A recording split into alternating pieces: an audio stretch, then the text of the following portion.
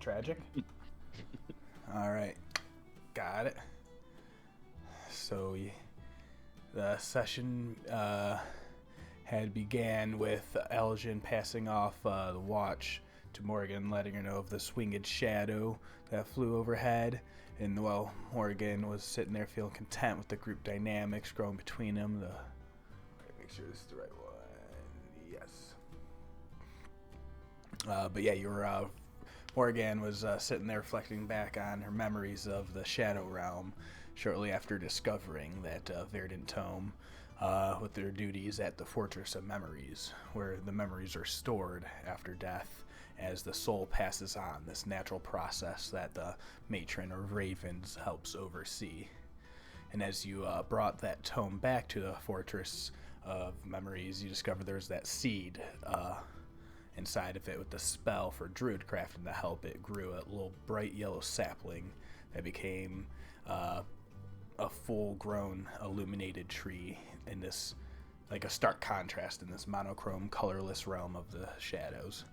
And then this gift and tome, you recognized the traces of Krell the Archheart, the progenitor of all elves, and then just the lore of their sole arch nemesis of Loth, the corrupter of other dark elves who turned them into drow to worship her underground. But everything goes fine without a hitch. You wake all up in the morning with no action. Saeryn coming to screaming about a nightmare of a giant frog chasing them through a forest. And then Ludo and Aljin had a conversation about trust and understanding. And after a short time down the road, traveling at a fast pace, you had all encountered a large, wide chasm in the middle of the path. And on the route to go wide, you noticed appeared to be a little small hill made out of boulders. And sitting on that unnatural, misshapen hill was a hulking silhouette of a troll. Monster was friendly enough, introducing itself as Igor, a trollkin who had recently discovered the glory of the Luxon and the light, having come across some Kreen missionary soldiers that admitting to helping rebirth after discovering the glory of the light and its properties of consecution and rebirth, with all souls being reborn in new bodies. And to Igor's understanding, in this constant cycle of death and rebirth, souls entering new bodies and so on, on an eventual long enough timeline, all souls should be reborn as trolls, which is obviously the most perfect form. All thanks to the glory of the light, the whole world will be trolls one day. Some earnest, fast-talking by Saeryn and Ludo taking the brunt of the interaction. You had all convinced him, Igor, to your devotion to the Luxon was spreading the word of the light throughout the waste, so it appeared he let you pass unscathed, but with warnings of monsters and demons and weather and natural disasters. You left him behind with the philosophical ponderings and manic prophet-like insights into the spiritual and metaphysical nature of the Luxon. But you also carried on with a small little potion of possibility tucked away. A parting gift. After a short walk and talk later, as you were all discussing the juxtaposition of the beliefs and processes of the Matron of Ravens in the Shadow Realm and the natural procession of life and death, and how that clashes with the rebirth and reincarnation of the Luxon, when suddenly the ground began to shake and tremble, the earth splitting wide open as deep fissures from an earthquake erupted randomly, with Morgen and Aljin falling down below. Easy enough to carry the battered and bruised out with some rope and Ludo's strength, shaking off the dust and carry on for a little while longer, while you all spotted the other adventuring party up ahead on the road, still pushing on as well. But you decided to camp down for the night before engaging them in the next morning. Saeryn went around identifying a bunch of items, always curious of the magical nature of their belongings, and then a quick watch from Morgen before the trance, reflecting on the dreams from the night before, while Aljin cast an air bubble on Saeryn to help with the dust in their eyes. Saeryn had flashbacks to the wheelings and dealings back in the revelry in the pirate days, and the rumors of a big deal between his network and the mysterious organization, some new strange group that had rumors of some substance coming out of Ankarel and Marquette. But for some reason, you had a bad feeling the deal fell through because you had went on a gambling tear the night before, with big ups and downs, going head to head against this mysterious dark-skinned woman with long, flowing black hair. And as she winked at you, telling you to follow the dice, you won everything, and she disappeared. But the next morning when you woke, the dice began rattling in your head. And that's when you bailed out on that deal, dipped out, and you headed to the east in search of new possibilities and rumors of magic to bend and manipulate chance. Ludo said a prayer for a good night. Avandra, Lady of Luck, watch over me as I surrender to sleep's embrace. Watch over my friends as we face this dark night. Lead us into the morning. Amen. And that's when Morgen got lost in the fire, pondering, and only then, that was when she heard the ambush, the noise, as a bunch of intruders had entered their camp unnoticed and asked for a tax of gold for the roads and infrastructure. Battle broke out with the bandits, Post-Rack Six Knives and his 10 crew. You all scrambled to awake and quickly dispatched them, leaving their leader and his loyal sidekick Nigel to scramble off into the night after making a quick deal. Their horses for their lives. But you sent them off seeking the light and being commanded to help donate, where you got a additional tithe for the church, of course. You got 4 horses.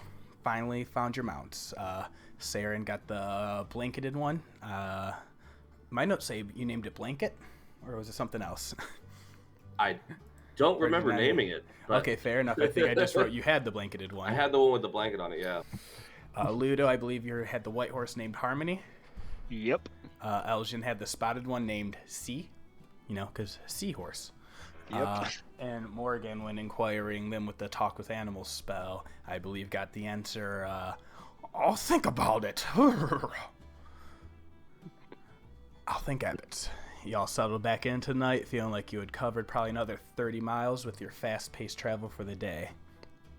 And that was when Aljin had memory flashbacks of his time growing up in Vestra and the lessons that he was taught to be the next leader of the Water Ashari, and of times of playing and swimming with his his friend Yulan, a bodacious Triton youth who dared him to swim as deep as he could go before he first encountered the Kraken's laugh. In the morning, you all woke and headed out on your horses, catching up the rival team as fast as you can, where you finally got to have a talk about the events of the Festival of Jigao. And very quickly, somehow, Saeryn, the Moonweaver, gets brought up, and there is an obvious tension where the other party finally reluctantly produces a golden jewel, saying they had found it deep within the cave after you all had fled. And there was a prayer site to Saeryn, the Moonweaver, and they all received a vision of some divine figure begging for help from the Moonweaver to send people to come save them, and head into the direction of a prayer site for the Changebringer and a Temple of Evil. Another round of interrogations began to ensue as y'all discussed the implications of the vision and the two parties being wrapped up together, and whatever that means of fates. And then the two parties, y'all decided to travel together in the meantime along the road for safety. It was at that point that storm clouds began to gather and rain started dumping down from the sky, slowly at first, but becoming an eventual pitter-patter that made the roads a little rough and hard to travel, possibly slowing down those on foot. And I think we will take it from there. In that moment, I want us just pretty much just go through one by one, just have everyone what are everyone's just feelings and thoughts about everything that they've been experienced the last few days, just all those revelations. I think let's start with Morgen. I think she's kind of thinking there's a clear-ish objective at this point. If there were any point in her life that this is the time to be moving forward, it is now. And she of course is a little more like kind of partial to like the group that she's been traveling with, but the extra company from the other party is welcome for the time being. She Mhm. doesn't super trust them, uh, but of course she doesn't expect that trust to also be given to her. So it isn't without caution, uh, but she's confident moving forward. Hell yeah. Okay, moving forward. Awesome. And then I'm just going to just literally go down the row in Discord. We'll go with Saeryn next.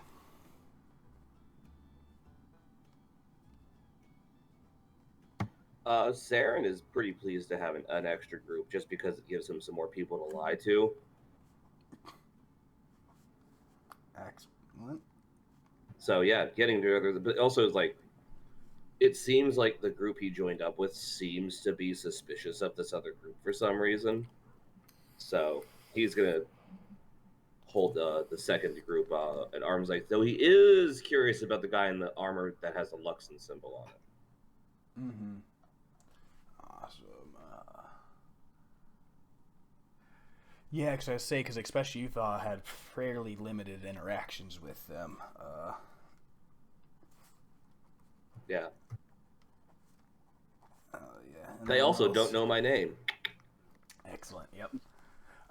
And then we'll say, how is Ludo feeling? Yeah, Ludo's feeling pretty hopeful that that he can finally seek some redemption.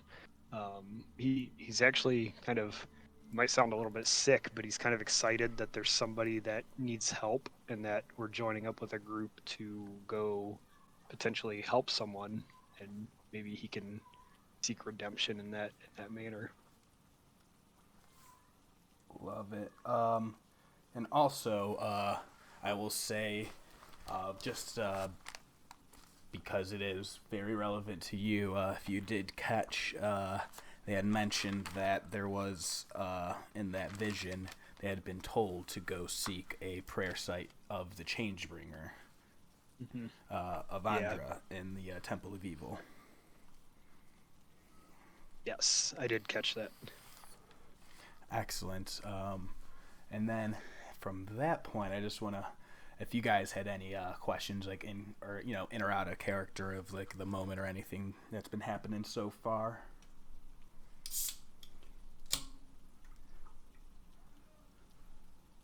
I'm good.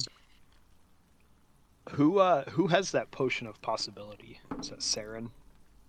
Let me double check. It probably would have been handed off. Yeah, to I do Saeryn, have that. Yeah. Okay.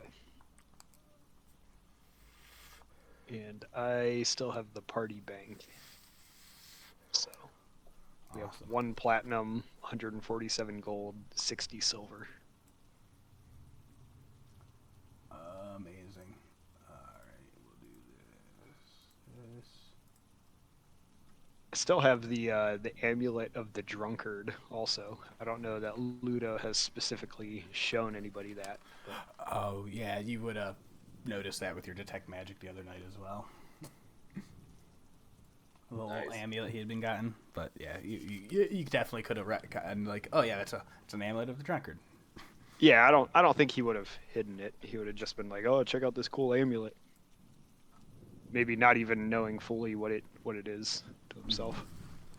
Awesome. But you guys are now on the road, traveling with this other group. I think it's at that moment, just so you know, as they all come around, you would see Io, the blue-skinned orc, kind of come forward. It's just like, I feel like this one's been doing all the talking. And then she points her finger over at Aljin, who goes to like open his mouth and say something, or Finn, as he introduced himself. You see just like a weird like bug or something just kind of like coming up out of the rain. It just like flies straight into his mouth, and he goes like, and it spits out, and he just flies, and the bug flies away, and he's just like, oh God, sorry, what? really hurts to talk. I'm just gonna stay quiet. And then just kind of falls into the back.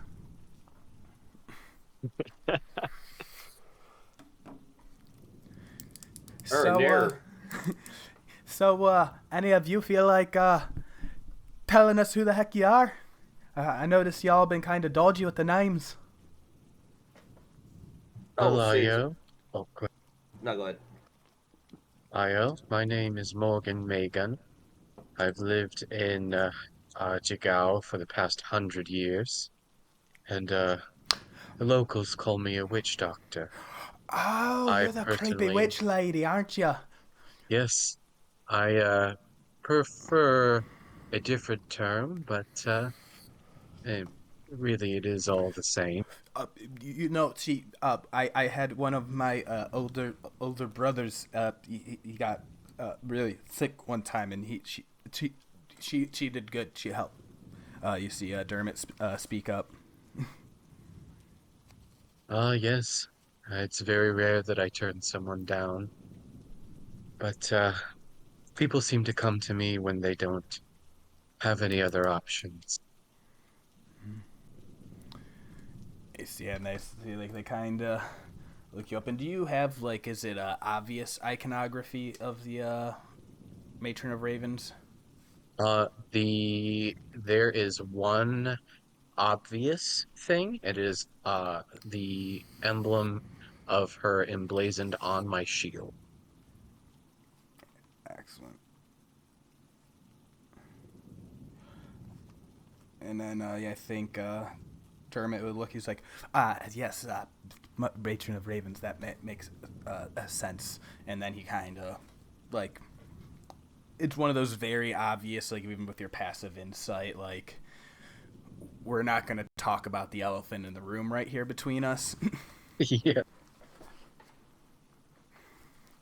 Oh, and then, what was your name, tough guy? You look like you really know how to fight. And Maggie points to you, Ludo. Yeah, so Ludo kind of does like a half bow and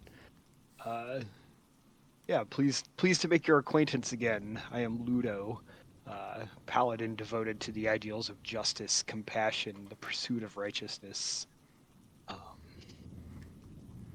I strive to bring light, protection to those in need, and guided by the tenets of my order and the blessings of the gods. I'm glad that our paths have intertwined with purpose to rescue this person that appeared in your vision and to make a positive difference in this world. And you see her kind of like nodding a little bit. I always felt like I did the same thing, but just by hitting people really hard when I got paid to do it. And protecting, caravans on the road. So this seems kind of similar. It is right to protect the innocent. Violence should be a last measure. Well, unless, you're able to stop it before it begins with some of your own. Y'all a very intense group of people. Yeah, I see Irvin, kind of shaggy one, just kind of laughs, shakes his head. He's just like, yeah, we kind of each have our own complicated thing going on here. I felt that transition. Yeah. It's a lot. Go, Yeah. one man show, go. Yeah, man, this is like, I only kind of met them like a couple days before the festival, and it just seems smart that we all went along together. I met Maggie when we were roaming the wastes. She was the caravan guard, and I kind of needed to get out of my clan. See what else was out there.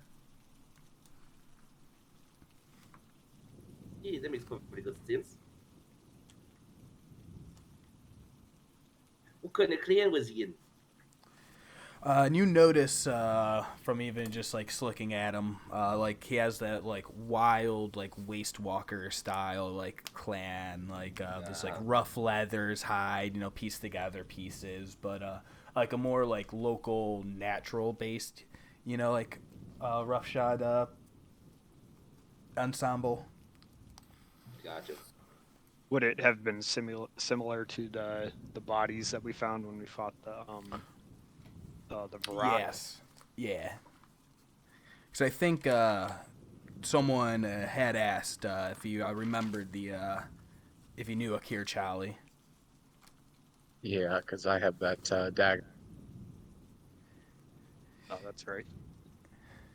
Yeah, he'll actually continue. He's like, yeah, I left the Waste Walker clans. I started and he kind of looks over at Dermot for this, like almost as if like trying to like get it right. It's like I started having memories of different life of another person, and it turns out I'm consecuted. What is that the word? Constipated. Yeah, that one. You consecuted. You had it right the first time. Yeah, that's the word. So that's kind of like a big mind fuck. What's your deal, man? And he points over at the little satyr following. Little satyr. Yeah, but he's tall. He's like 6, but yeah, no, not a little satyr. But what's your deal, man? Oh, I'm a lot less intense than these two. And also, unlike her, I mostly people call you first for help. I'm Arlo, professional good luck charm. Arlo, right? Yes. Oh, that's a pretty cool name. Oh, thank you. My mama gave it to me. You said you're a professional good luck charm? You knew it. Oh, wow. Like, what do you mean? What is that? Basically, as long as you're with me, got good luck. I got good luck on my own, but I can lend you some.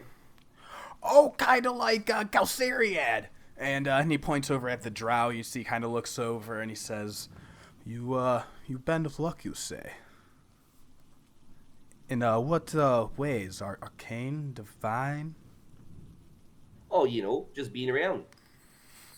Just a lucky guy, in a wink. Mm-hmm. He's just like, with that wink, Galceriad just kind of like eyes you up and down, and he's just like, I do feel a little better with you around. And just gives you kind of a wink back.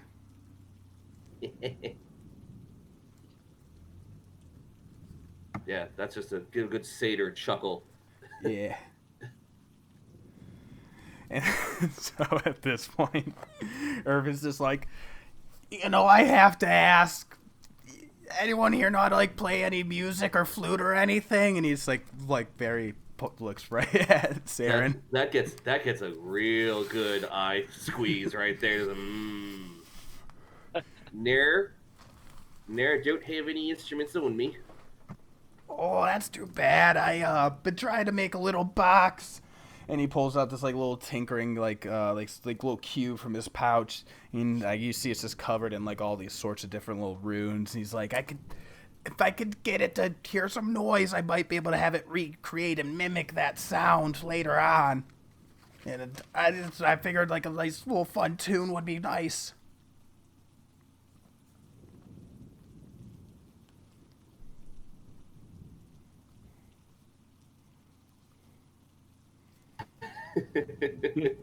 Yeah, just pregnant pause. He's like, oh, okay, it's a pretty stupid idea. I just don't think now's the time, Irvin. Galceriad says. So, and he just like looks over and he's like, I don't believe it is fear of fate that we've have our paths crossed like this. Although I'm inclined to agree. What the implications of that is. Could be fate. After all, I am lucky. So you've said.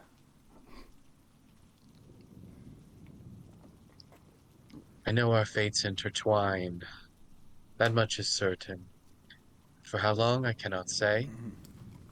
All I know is that for now, we're both headed in the same direction. Yeah, I feel it too. Dermot says, speaking up. I was never certain of, purpose or meaning. I just want to do my best to protect those I can. And then he nods towards like Ludo in acknowledgement of that. The light came to me in a vision when I was younger.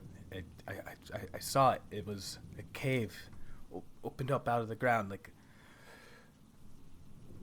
fissures, like a spider web forming outward, and underneath a pulsing bright light. And as I go in, a warmth that fulfills my whole body, and it gives me strength and purpose. And I think that's where we're being drawn. I think that's where I am being drawn. It seems like a lot of people being drawn to a lot of things these days. Mm-hmm. And I will say, maybe even Morgan, that probably, like, having that divination type vision from a few days before. It's definitely, like, seems like a similar path, like a similar thing. She would say, yes, I too have had my fair share of, you know, feelings of being called to a greater action. And, well, that's led me here after 100 years of living in the same place in Jigao. Here I am out on the open road, doing my best, and who knows what the future has. The only thing that's left to do is to explore that future. I think you'll always get to where you need to go. That much is certain. The only thing that you can do is to go there. Here we are. The only way to begin is by beginning. Well said, Maggie. Wise words. Huh? And as you all have that little pause in the moment, or sorry, does anyone have anything else? Don't want to be cutting anyone off, sorry. Alright, if not, I think y'all have a little bit of days travel ahead, so it is this rain is coming down. It's just like this so it's definitely more of a cold wind at your back as this like front is like pushing up, like it is almost kind of starting to sweep in, like coming from the west as it hits that mountain and loops down around as you keep heading south on that road. And the ground is muddy and squelching underneath your feet. Those on the horseback are definitely having a easier time. They're horseshoes and stuff like that. You can tell they're used to traversing through these wastes specifically. But you do notice that the other rival party who are remaining on foot are definitely struggling and falling like a little bit behind. Like there's like a small gap forming between the two of you groups. I think Ludo would try to avoid letting a gap form and hop off the horse, hop off of Harmony, and kind of walk beside Harmony to make sure that the group stays together. Mm-hmm.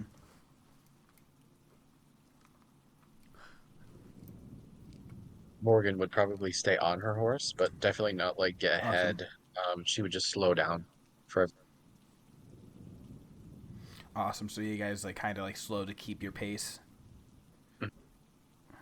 If anything, I'd actually like just take turns with people using my horse because they've been on foot for a while, kind of pushing it. So Awesome. if we're already going slow, then I'll just like let whoever looks tired like take a turn on my horse, and then we just take shifts on it so that everyone stays kind of fresh. Yeah, Ludo would do the same. Oh man, thanks a ton. That's definitely gonna save me a bunch. Yeah, it's your lucky day, isn't it? Oh, you are pretty lucky. And then you see Dermot goes like, "Oh, I insist you get on the horse." And she's like, "Don't be silly, you little git. There's room for both of us on there. Besides, you're the smallest one of us all. You're probably gonna fall behind if we don't throw you up there." And she kind of just like helps him up very nimbly with the horse, and you can tell she's like very experienced and practiced, like, you know, working with the animals and stuff like that. She has like a little small pouch out of her back, by like her back pocket side, and she pulls out a little bit of grain and feed and like a little leaf for the horse, and it nips at it and, you know, gives a little happy trot real fast, and they both hop on top of it. She's like, "Oh, which one do you call this? He's not pure white. He's gonna get all muddy." This is Harmony. Harmony. I like that. That's a good name. And Ludo kind of pats Harmony. Just kind of strokes. Oh, this monster's all about skin and bones. What are you feeding him? You gotta double it. We actually just got these horses not too long ago, so I haven't had a chance to feed them. Oh, I can tell they're a bit skittish still. Out in the wastelands, no place for a proper mount. Poor thing will get eaten within a handful of days. And we will protect them like our own. Oh, I hope you do, but I am grateful for the ride nonetheless, and I'll take it while I can. And she happily hops up on top of it. Alright, so it's definitely with the two parties and all the mud, and especially like after a handful of pass, like those in the back are definitely gonna have like a little hard time sloshing through. So it's probably gonna be at least like mostly considered difficult terrain for the purposes of progress down the road today. And then it will probably half your travel speed throughout the whole day if the rain keeps up at this rate. So would you guys like keep trying to push on in earnest for the hours? Would you like to like try and push yourself to overcome it? I feel like that's going to cause the group, like the secondary party, to kind of fall over. Gotcha. I think if it's difficult, we just kind of like accept that it's difficult and take it a little bit slower. Because every time we push, we tend to get into a bad situation. Agreed. 100% agreed. And I don't want to, lay everything out there, but the poor tent that I currently have is not a helpful one.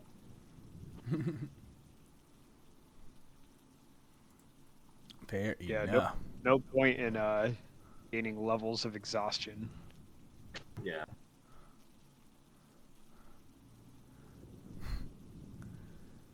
And yeah. I don't have mold earth, so whap whap. Mulder.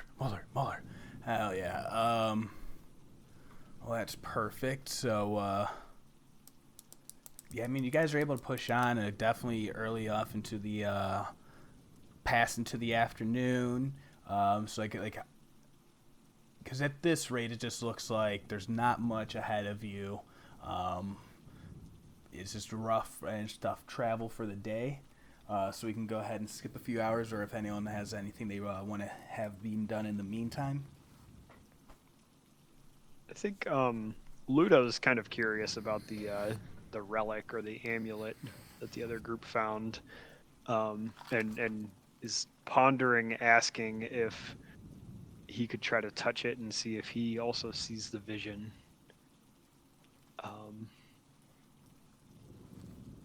Yeah, I think he is just going to ask if he can try to interact with the. You said it was an amulet, right? Mm-hmm. Yeah. Yeah, it's like golden pendant jewel type thing that's like strapped to like a little chain around it. Which one of them currently has it? Oh yeah, you remember it was Io was the one that had it. She seems to be the one taking the role. So, Io, would you mind if I tried my hand at interacting with that relic? Aye, the jewel you're talking about. Yes, I'm interested to see if I could learn any more about this vision that you all had. I mean, yeah, we've been trying to figure it out since then. Gasariad's casting all sorts of identify and detect magic spells on it, and we haven't been able to recreate or make heads or tails of it, but she's gonna give a quick little... It kind of eyes you up and down, just like, I think you're being pretty earnest. And besides, I don't think you're running off in this type of weather with that armor on right now anyway. Mm-hmm. So she kind of chuckles a little bit. But yeah, she hands it out for you to grab, and it's the in the handouts of items. So that is what it looks like. And as you go on and touch it, cold, hard metal in your hand, you definitely feel like there is like a resonance of celestial type of energy there. But it's like kind of sitting there, like almost like a hum, like sitting there like dormant almost.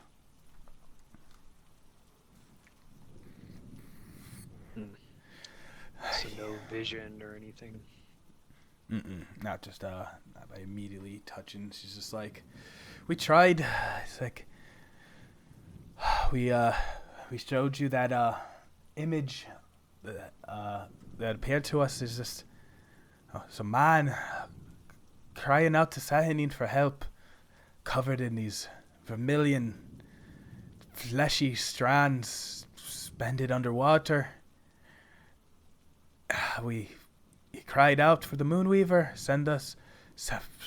guide those with the power to save me to the site where I first prayed to you. And then when he saw us, he said, my name's Lixian. I prayed to the Changebringer in the heart of a temple of evil. Please, I beg you, take the jewel. And all we at last heard was, save me, please.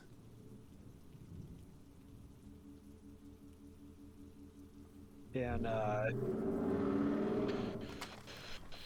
can Ludo try to use a divine sense to detect good and evil on the pendant?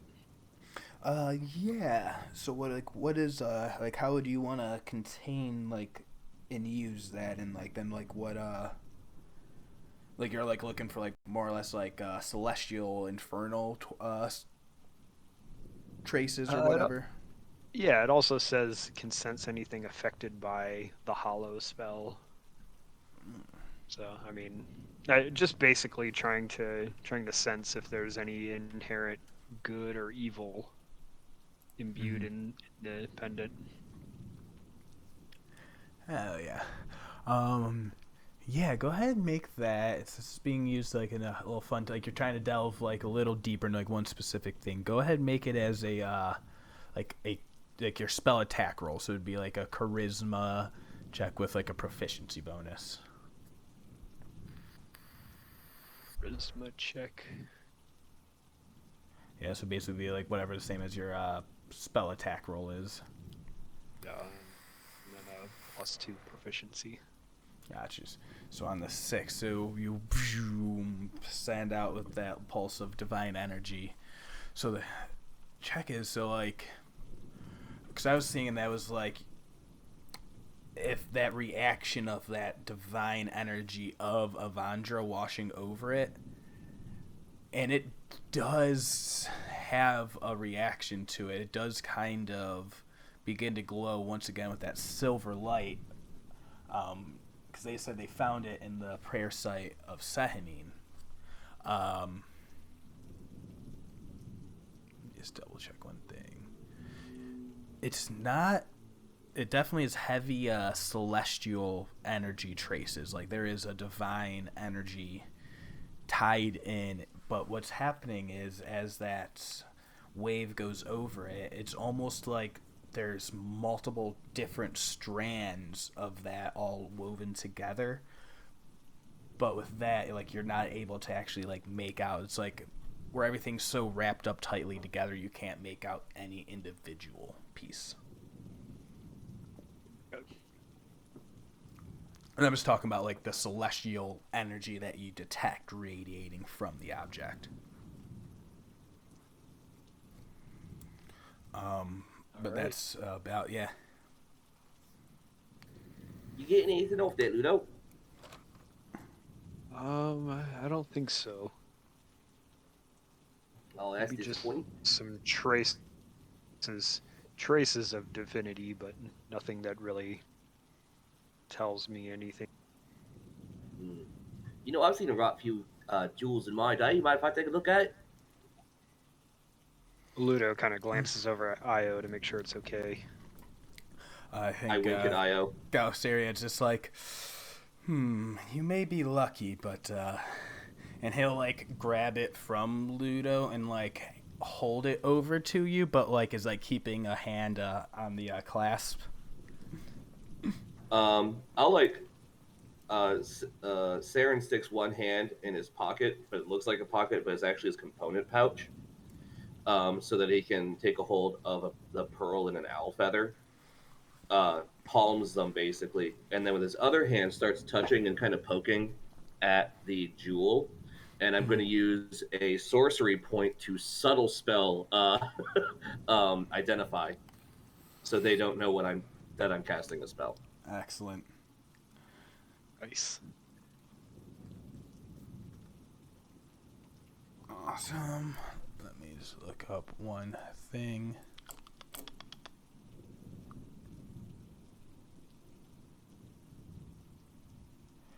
So you get an immediate, it is a very heavy, like, because normally, like, you could, like, tell, like, type of, like, enchantments and spells on items and stuff like that. What does Identify All read, actually? One second, I'll produce it. Mm-hmm.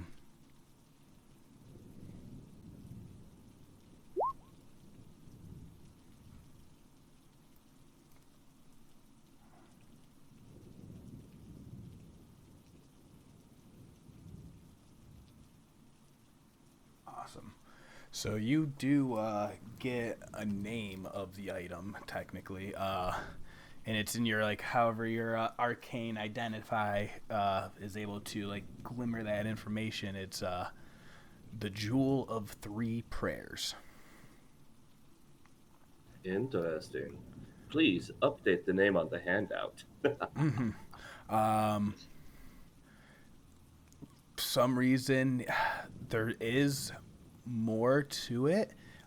There is, you do know it is an item that requires an attunement, and you feel like that is kind of already being, like, you know, that energy essence is locked. That's about all you can determine about that at the moment, though. You know it has a heavy, like you read right now at the moment, a very heavy trace of divine energy in this silver glow that is, like they mentioned it, the Moonweaver, and that's like you would probably be able to notice that.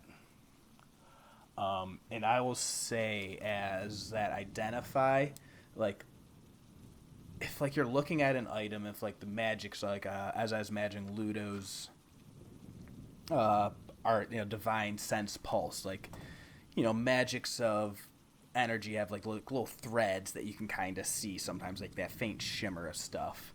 And so around with Identify, Saeryn also sees these three different threads of divine energy all interwoven and locked around this thing.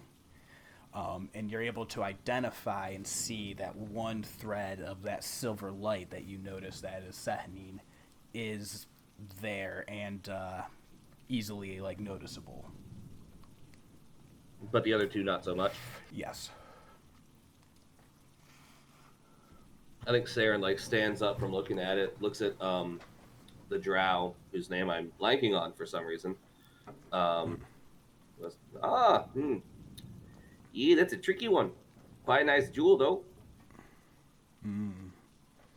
Yes, we've been able to, or unable to, delve into its secret properties.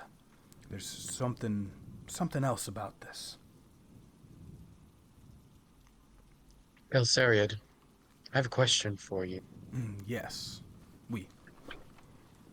So, what exactly is the nature of your spell casting? What is the focus of your craft? I specialize in more, how do you say, gravitational graviturgy. Now, is that of arcane or of divine nature? Arcane, and he pulls and produces a spell book. I had left Roshana a while back and tried to begin studying the other just arcane properties of the world. You know, in the Kreen dynasty, dunamancy and the bending of potential is all the rage, but there is more different surges out there that we can manipulate and bend, and he just like waves a hand and like at the jewel. He's like, clearly there are so many more secrets that need to be uncovered from ancient times. That the calamity in the age of Arcanum, all of that information is lost, and somebody is the one who must uncover it. Seems like a very fun area of study. I myself am a Hrebies, a uh, a Suin Gavares, a practitioner of magic that specializes in curses. In order to undo the harm that is done to someone, you must understand how to harm them as well. And that is where my specialty lies. Ah, yes, that is. I can see why you had that reputation in Jigao. It does stir quite a fright in people not well versed in it, but I assure you, it's nothing to fear once you completely understand it. Yes, the people of Roshana and the Kreen dynasty. There's a lot that they don't understand and are afraid of. And that is why I was never quite a good fit there. And then he smirks a little. Besides, why would I want to be around all of those stuffy people when I could be out here getting to the true meaning of important things? And he looks at the jewel again. For a nation that has power, bending and manipulating fate and chance, I think all of our fates are going to be intertwined for quite a while with this. Lucky me. And then he kind of smirks and nods again at you.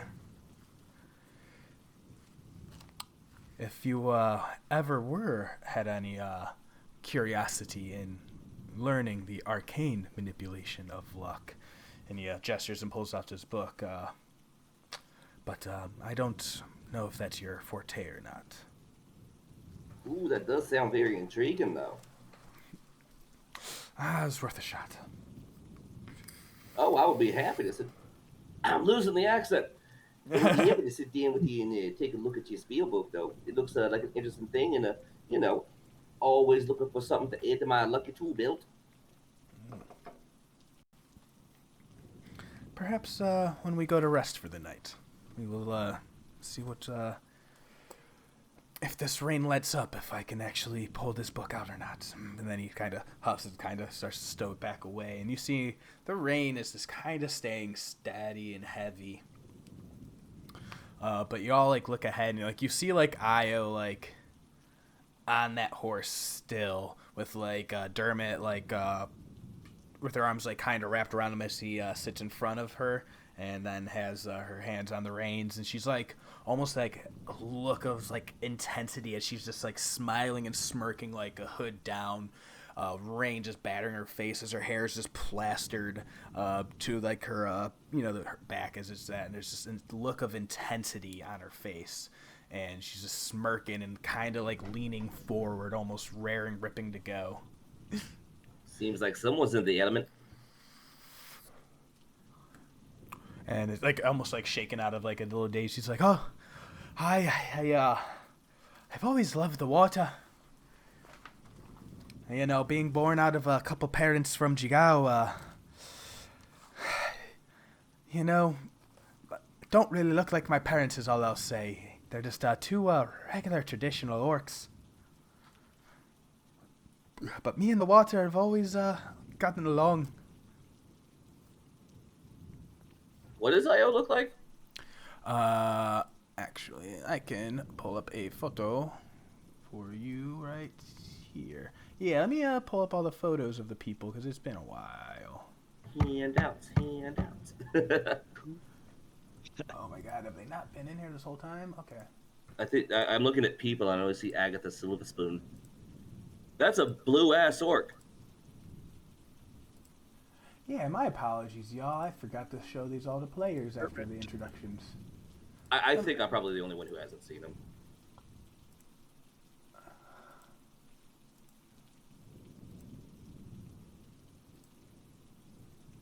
Yeah, like, you guys... Like, Irvin is Shaggy. Dude, like, Yep. I could not. Like, I had to. There was... You give that photo in a book and be like, this is this character. Give me 10 DMs, 9 of them are given the voice of Shaggy. I don't care who you are. Oh no, Maggie.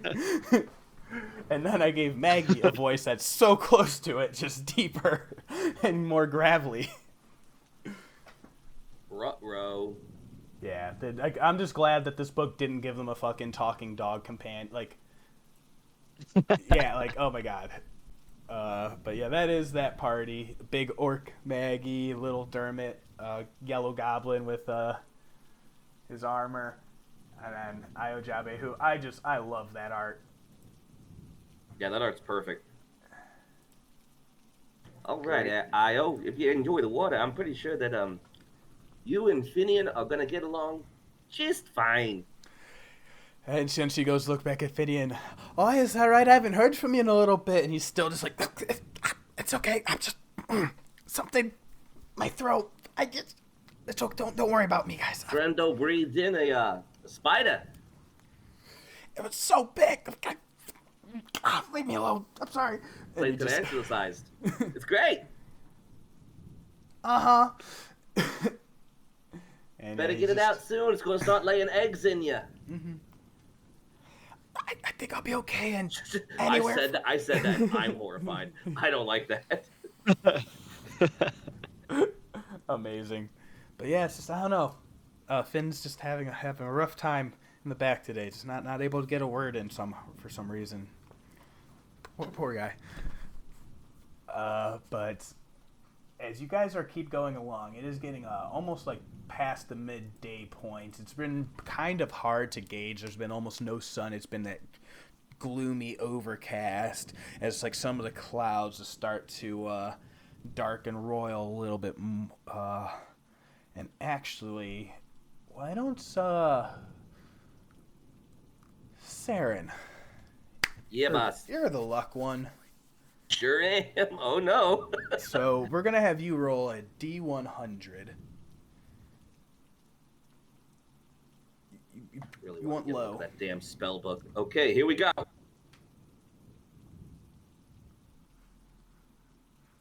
Oh no. All right. That's okay, because as the day goes on, you see the storm clouds the thunder begins to peter off a little bit, lessen, and the rain is not as heavy. It will go down there. And it seems to still have like that nice wind at your back that starts to pick up a little bit more, and it's kind of pushing you along, you know, with like a good little clip. But the rain and elements don't seem as bad for the foreseeable next leg of the adventure.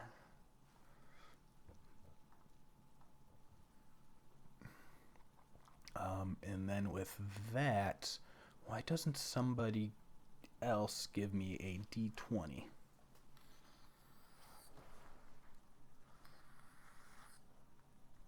I'll do it.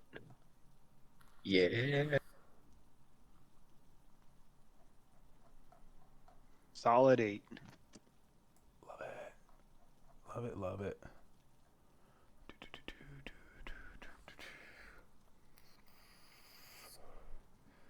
All right.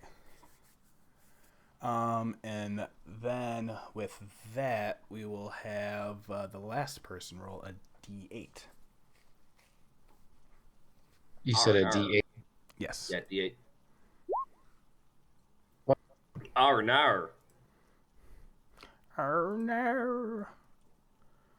Awesome. So as you keep going along, and before it hits evening, before the sun begins to fully set, the rain almost dies out completely, and you're just left with like a little bit of wind and this, you know, like there's no like dust or anything kicking up. It's all just that like, you know, mud and sloshed down, but the sun does kind of like come back out for that last hour, just like a small little blast of heat at your back. And let me get some more music going. And then you all feel like you could probably try and push out for a few more hours to make up for some time, or spend the time to get settled in for the evening. I say we keep moving. We probably need to dry out a little bit, and we should keep moving in the sun. I agree. My hair needs time to dry. Would you mind a little bit of drying time yourself? I got all this fur, I'm gonna do it half. Speaking of, your fur looks really nice. How do you keep it so soft? Oh, it's real simple. What you do is you get in the mud, right? Let the mud dry, cake it on real tight, gets everything real good, and then it kind of cruises up the oils and the pores and kind of gets it in there. Then all you do, get in the rain, shower it all off. That's it. That's all you have to do. And then I guess it helps contains to a be, lot you of... know, Oh, yeah? it helps to be lucky. Oh, yes, I imagine it also contains a lot of mineral. I keep yelling the lucky thing to make sure that the other party understands what's going on. I think everyone on my side gets it. Amazing. Yeah, just what's really interesting is, you know, it's kind of like an undercoat, so I have to sometimes get in there and really kind of scratch it out.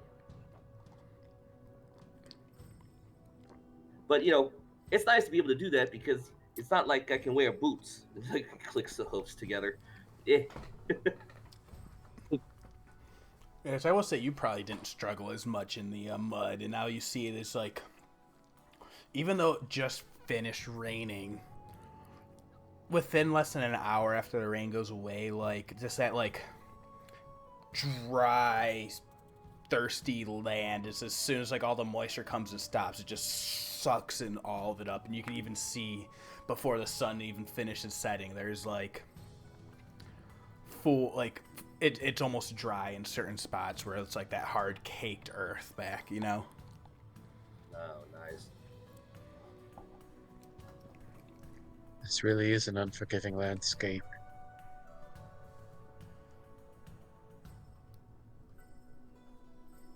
Awesome. So you guys said you were probably settling up for the night, or going? Sorry, just want to make sure. I think we're gonna push on a little bit. Yeah, push on a little bit more. Try to make up a little bit for lost time. Try to dry off a little bit while we still have a little bit of sun at our backs. Excellent. Yeah, so you, I think, are able to push on for pretty good. Someone can either give me a survival roll, or you see Io kind of head scouting up, like, as well. Like, she kind of, like, hops down off the horse. He's like, I think I need to trust on my own legs again for a little bit. I can go and find us a little spot to hold up for the evening. You said survival or... Or survival, or if somebody is, so she, like, says that. She's like, if anybody want to help me? I could help you, Io, if you need an extra set of eyes. Aye, I'll gladly take a little bit of assistance. Yeah, let's go find a spot, you and I. All right. I'd hop off of my horse as well if she's not going to be on horse. Mm-hmm.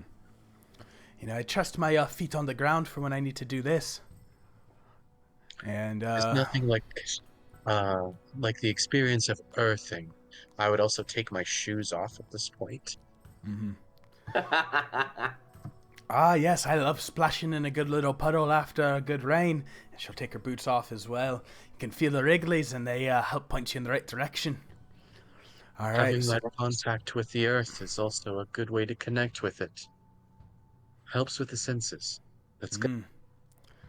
Yeah, and as you take off, she'll go ahead and I hope she rolls well. Yeah, 19 survival. She'll very easily and deftly, you can see she's very, like, experienced and nimble, and, like, where she's walking, like, you can barely even, like, notice a trail being left behind, and just has that, like, natural perception of being out in nature and being, like, maintaining line of sight and safety. And this is not her first rodeo, you get the idea.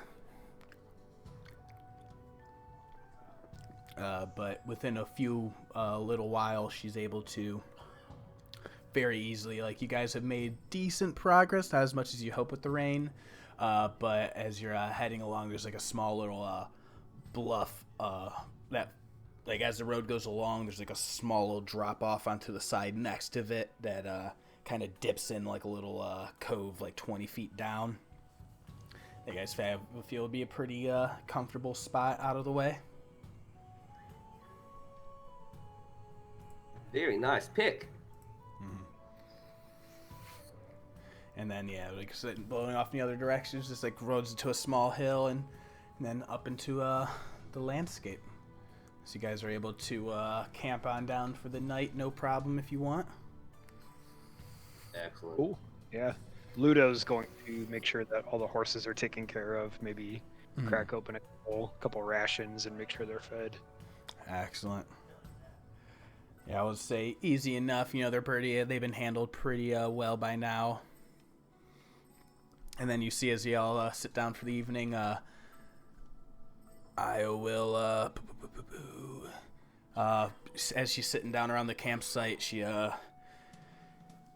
pulls something out of her pocket, and it's a little sprig of a mistletoe, you see, and she, like, pulls up to her mouth and, like, whispers a little incantation next to it, and then, like, pew, pew, pew, pew, pew, pew, 10 little berries just kind of, like, instantly sprout and fall off the leaf and into her hand. She's like, would anybody like a little berry? They're pretty good. I could use one. Yeah, I see I got up to 10 of them, and, well, it looks like there's 9 of us. That's pretty convenient. Sounds delicious.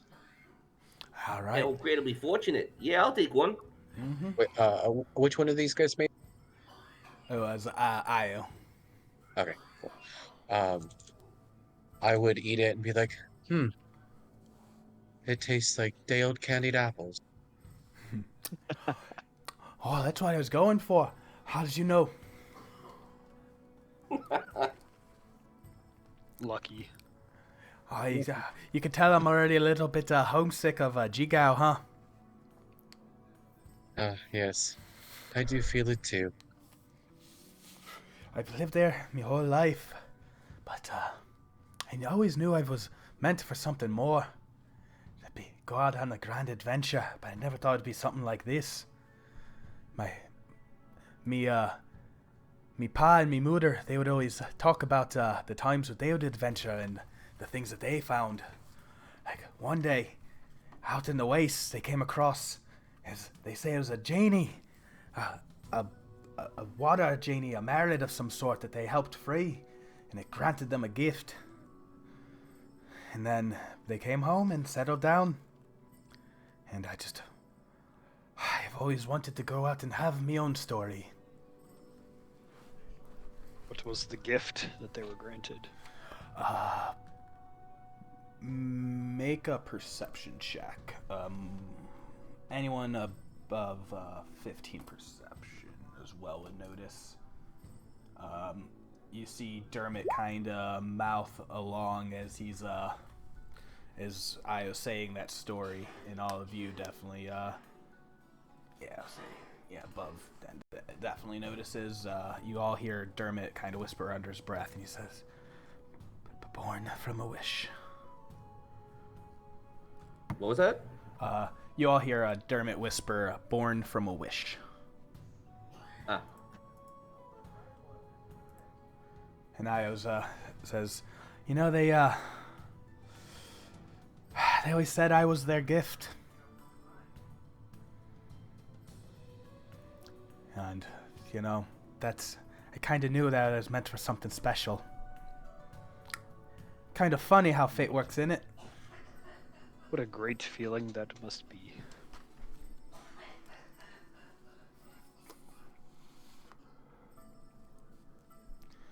Alright, but anyway, enough of time for drilliness, and as you all settle in for camp. New Oi, splash Gosseria. screen unlocked. Oh no! Oh, cool. Oh,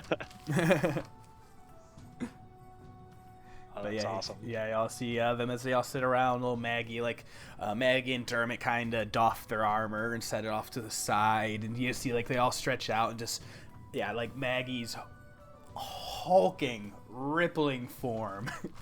She is a massive 8-foot tall ogre, and as she sits down on this little pile of a mammoth skull that's sitting there next to the road, she just pulls out a little book and just kind of starts sitting there and thumbing through it. And Io takes it from the top, and got Syria just doing a little dancing with little magical lights in the sky as the clouds begin to break, and you all still see a little sliver of Ruidus off in the distance.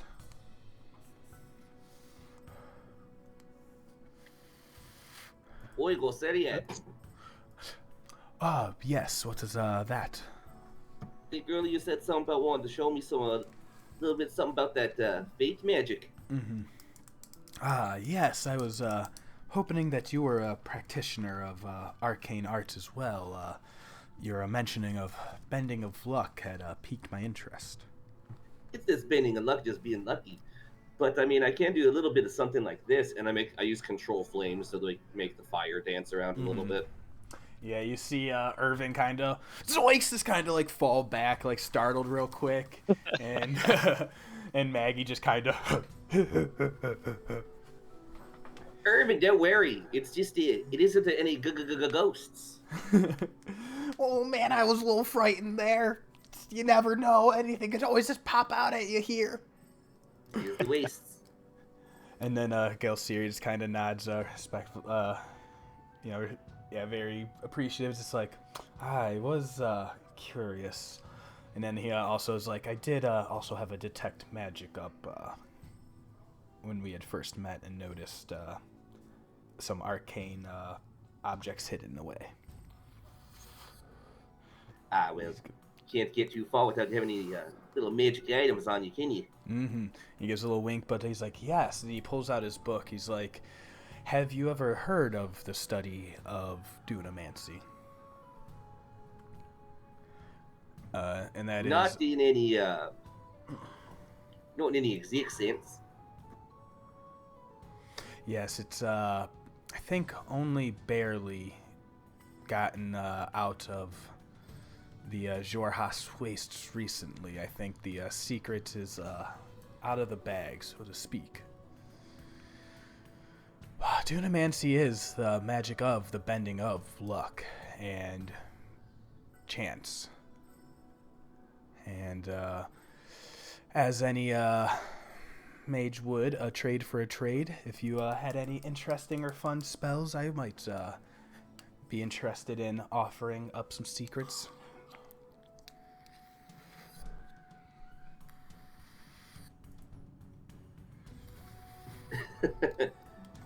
I think Saeryn leans back. Can Saeryn get a sense of how I don't want to say what level is this wizard, but but can Saeryn get a sense of just how practiced or how studied this drow is? Yeah, go ahead and can make an insight check, or I may even allow an arcana if for a good argument. Thank God. It's a +1 versus a +6, so fair. 17, you definitely get a sense of so as a drow, he is an elf, so there's definitely that ageless sense on that face, and you can't really tell how much immediately, but when you're looking at his book, it is as he pulls open and thumbs through it, there is a decent list of extension of spells and all the pages, and it is in a very different kind of script and runic language that you're not used to, so it's hard to immediately glean. But he did mention that he did have a dispel or a detect magic spell up at one point. Yeah, I also have that. So, so yeah, that's hard. And he was also I know he has detect magic and identify because he has specifically mentioned those. Yeah. So whether if he's not very powerful, he's at least very practiced with what he's done. But yeah, as I would say, even with that 17, it's hard to can't maybe gauge an immediate level, but anyway, seems like we're gonna be traveling together for a bit, so why not show you mine? And I pull out my spell book, which is basically written in less of a runic or arcane language. It looks a lot more like a book of like a bookie's odds book.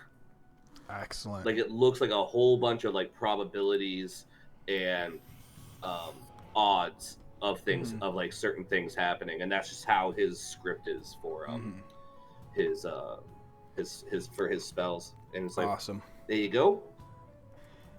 Perfect. So yeah, it's you kind of do that little wizard trade where you all kind of get to look through each other's spell books. And I will say, is there anything that you're making sure he doesn't see specifically, or is there? To be honest, I don't have offensive spells, so awesome. So his, and the thing is, it's also pretty standard. Yeah. When you go looking through his spell book, you notice there's a couple, and I think this one will kind of give you a sense of how powerful. There's one that you see ooh, I'm probably not even strong enough to do anything like this, where one he can distort gravity like a wave.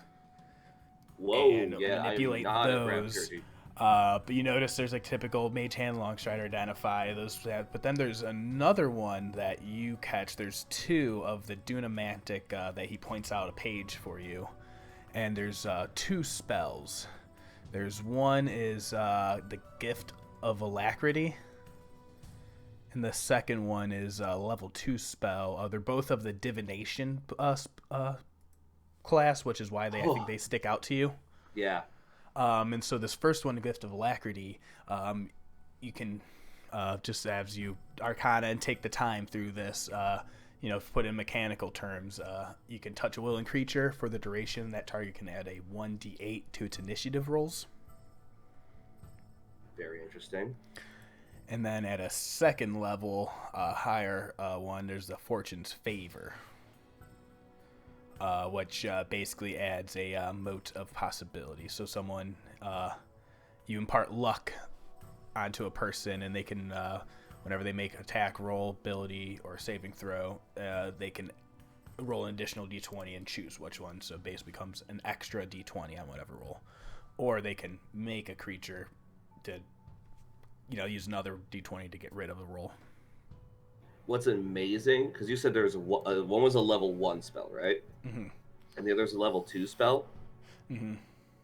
I can copy both of them in 2 hours and been spending most of my gold. Mm-hmm. So I think I'm going to immediately copy those down. Awesome. Well, he's like, I think I can impart one of these, unless, and then he looks through and he looks at your spell book, and he's gonna go, oh, what's this?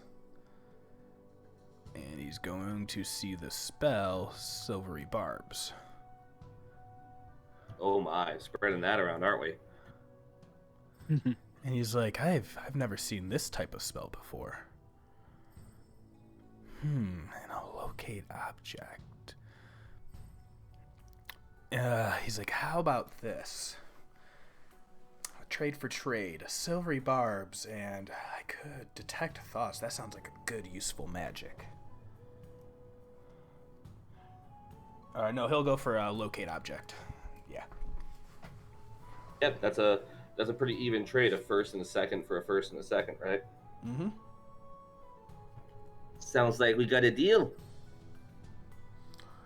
Excellent. I had a feeling that you'd be amenable to this. You are quite lucky indeed. And then he kind of like sidles and like cozies up as you two like sit there and trade books back and forth.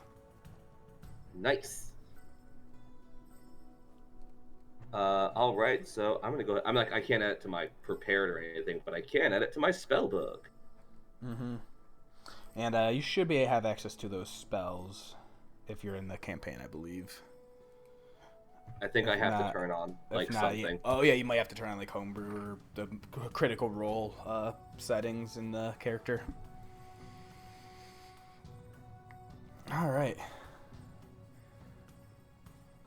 Yeah, that was I don't know, it's just one of those. I'm like, ooh, wizard and wizard interactions. Those are always cute.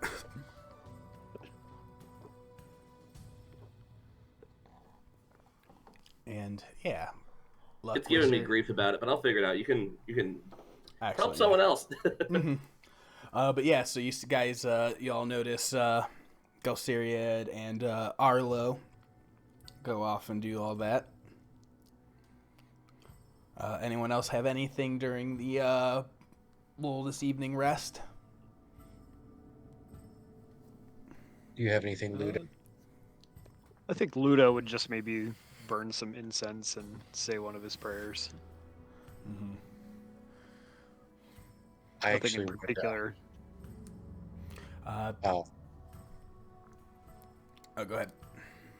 I would ask Maggie, what is it that you're reading, Maggie? Anything good? Mm-hmm. Excellent. Yeah. So, so as Ludo goes and starts burning the incense and stuff, you see Dermot kind of comes over and joins you in like the little prayer routine. If you'll allow them, and then Yeah, absolutely. and you ask Maggie that she like looks up from the books like, it's just a book about strategies and battle and keeping your wits. And it's just like you see like the cover doesn't even like have like an author or a name. It just has like a depiction of two like sparring opponents, like, you know, holding like sword points to each other. And then as he like kind of shows and thumbs through, it's just like a small collection of like various writings and copies of stuff. And she goes on and says it's like a collection of different battles throughout history, troop movements, the logistics of the battle of, you know, resources, and once you add in spellcasters, the material components consumed, and being able to efficiently transport those. And then in the back there's a collection of essays from generals, and then other are more handwritten records of experiences. I get the sense that you're a rather intelligent being. When most people look at me and my size, That's not the first thing they think, but if you take a moment and think everything through before you act, then you're able to find the fortune and gain the advantage. Those who fight fair usually don't win fights. I've experienced that in my travels as well. You're a pretty creepy lady. I get that a lot. And then she just kind of chuckles. She's just like, I think there's more to both of us than most people suspect. Absolutely. And then I'd probably, after interacting with her, leave her side and then join Ludo and Dermot. Uh, maybe pulling out a small bit of my own incense and burning it alongside it. Oh boy, I'm so happy to have other people to do this with. The rest of the crew, they're not the most pious, but they know that I like to look over and protect them, and it gives me joy.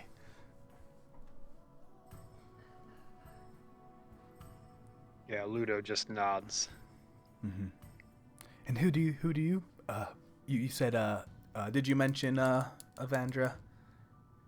I think I may have previously, but it's not like he would hide it. He would be saying, "Oh, Changebringer, oh, Avandra, look over me and my friends."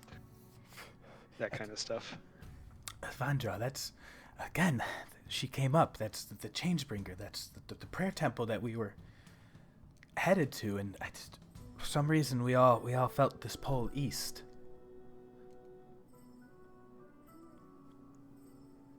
Yes, that's why I'm so intrigued. It's very intriguing. The divine, they supposedly locked behind the divine gate.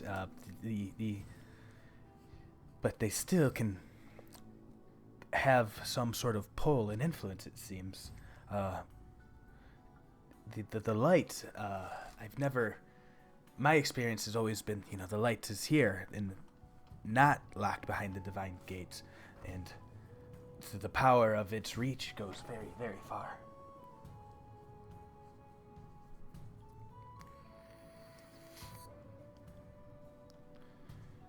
I think Ludo's still kind of like saying his prayer, like kind of listening, but at the same time like making sure that his prayers are completed. But not necessarily ignoring, just kind of like nodding in agreement and continuing.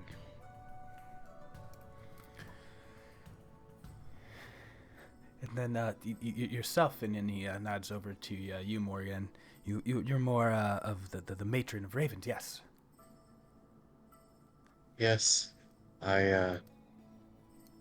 she's the prominent figure of my homeland, and I've served her since birth, really.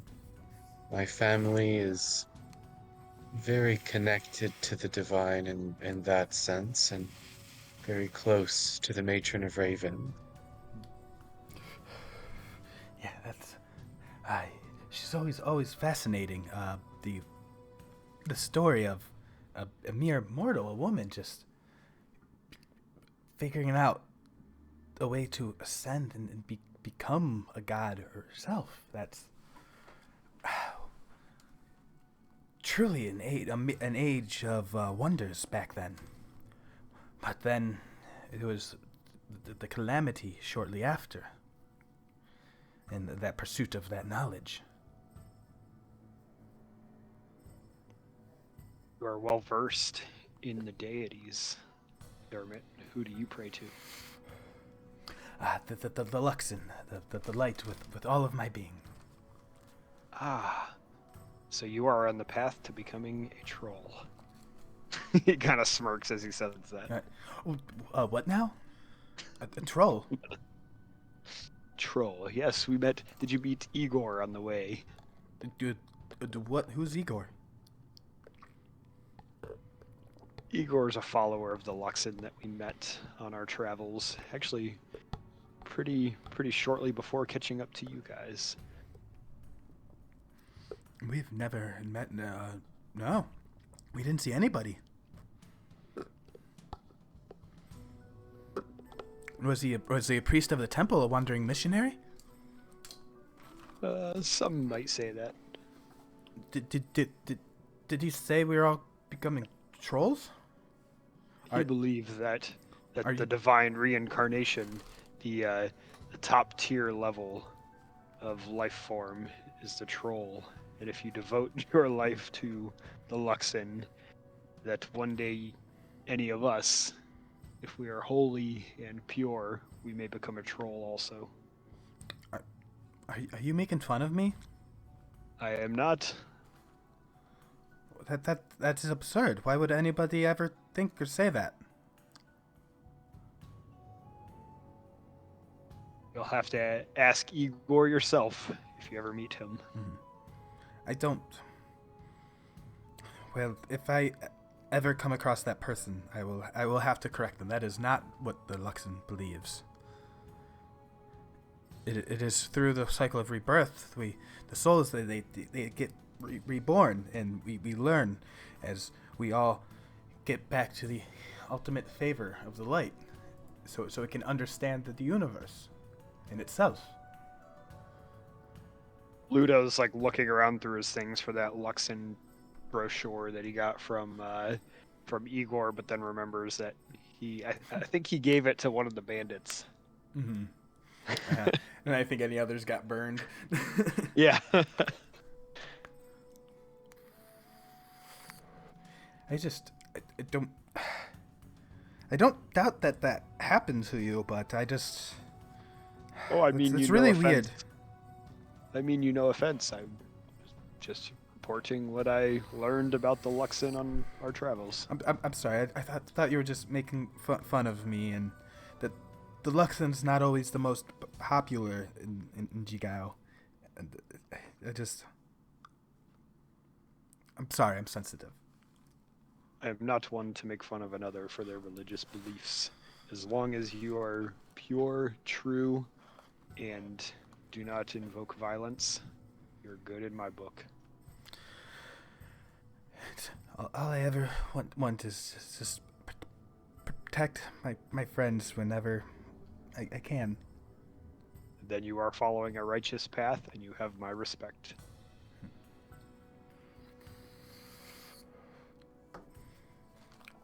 I agree. Thank you. And Ludo. may the light shine on you as well. And also with you. And Ludo breaks open a ration and like kind of blesses it and offers some of it to Dermot, and then some of it to Morgen as well. Oh, I am so full after that berry I could not eat another bite, but thank you. I am the same as well. Very satisfied. This is not food for sustenance, but rather for blessing. And then he kind of eyes it. The Luxon's not an almighty being. I imagine it won't be upset if I eat blessed food from a god. And he goes and takes like a little nibble for it, just for the ritual of. When you put it that way, I mean, there's no harm in delving in a little bit. I think Morgen would also take a small. Ludo just takes a small bite too, remembering the pie eating contest and overgorging himself. Whoa. Excellent. And Io just kind of stretches her arms, just like, well, I'm getting a little tired and still having a word out of you, huh, little Finn? And she nods over at the AFK character, and she's just like, I think you'll probably be ready for bed soon. I think one of us could take first watch. Finn, you have been rather quiet. Is your tongue okay? Is your throat okay over there? Fuck you. You know, I may be able to help you out with that issue. It's okay. Might be good tomorrow. Maybe the day after. We'll see. If you insist. Suddenly, I don't have a headache today, though. Amazing. And you just see Finn just goes in, cuddles down the bed. Well, have a peaceful sleep, little. And you see he just like looks up at the moon, picks up a little rock, puts it in his pocket.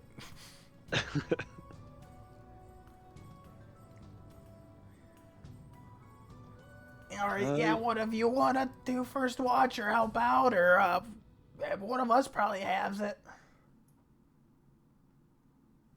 Well, I know, I'll take second watch if one of you guys wants to stay with them. You're more than welcome, but I'm gonna get a little bit of rest. And she, just kind of goes and stands by the fire, and again just leans on her like walking stick and begins her train.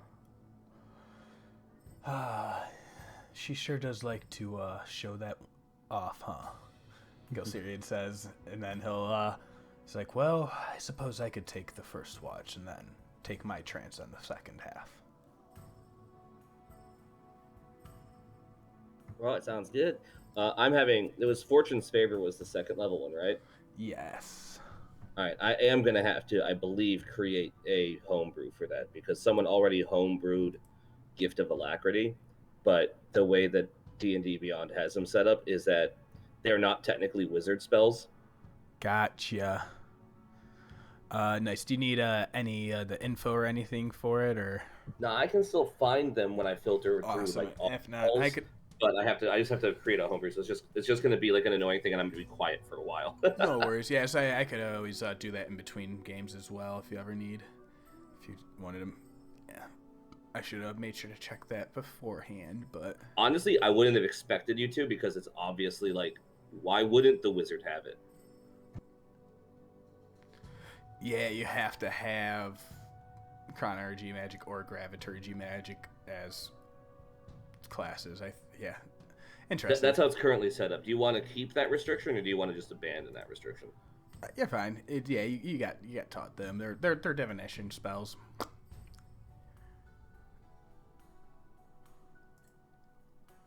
I won't regret that at all. Probably not.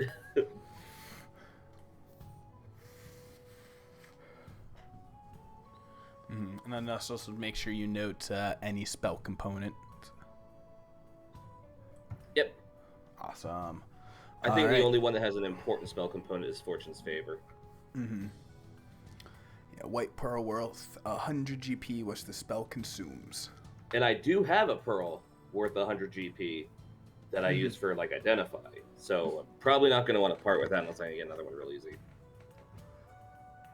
Yeah, should be alright. But yeah, we'll say everyone can kind of settle up for the night. For the sake of it, let's just do random. You know, why not? Let's just. How bad can it get?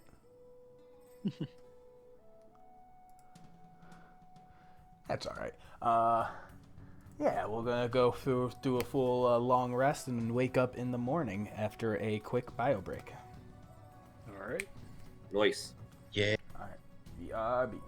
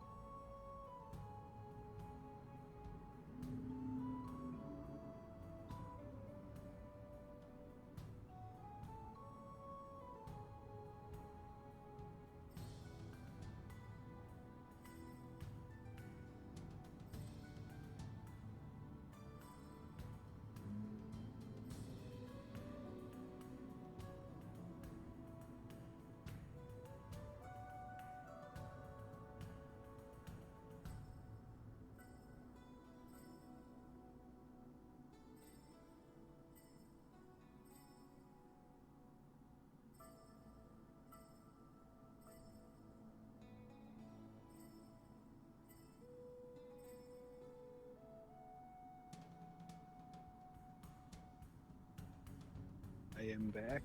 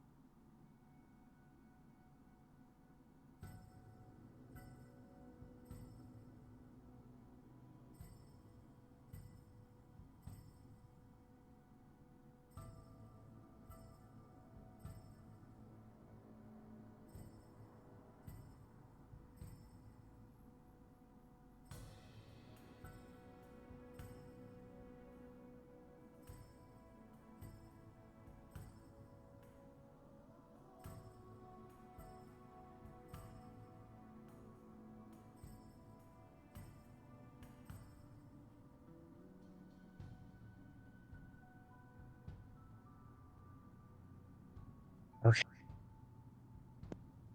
Oh yeah, we took a while. Sort of in the middle of the walk, right?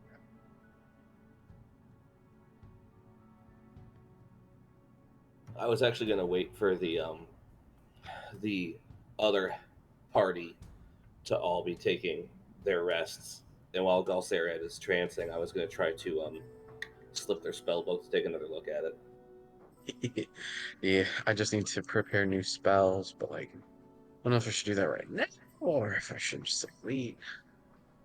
I'm gonna do it right now, and then if it's a bad idea, then I'll just use spells that I know I'm gonna be preparing the next day anyway, like the same ones that I have.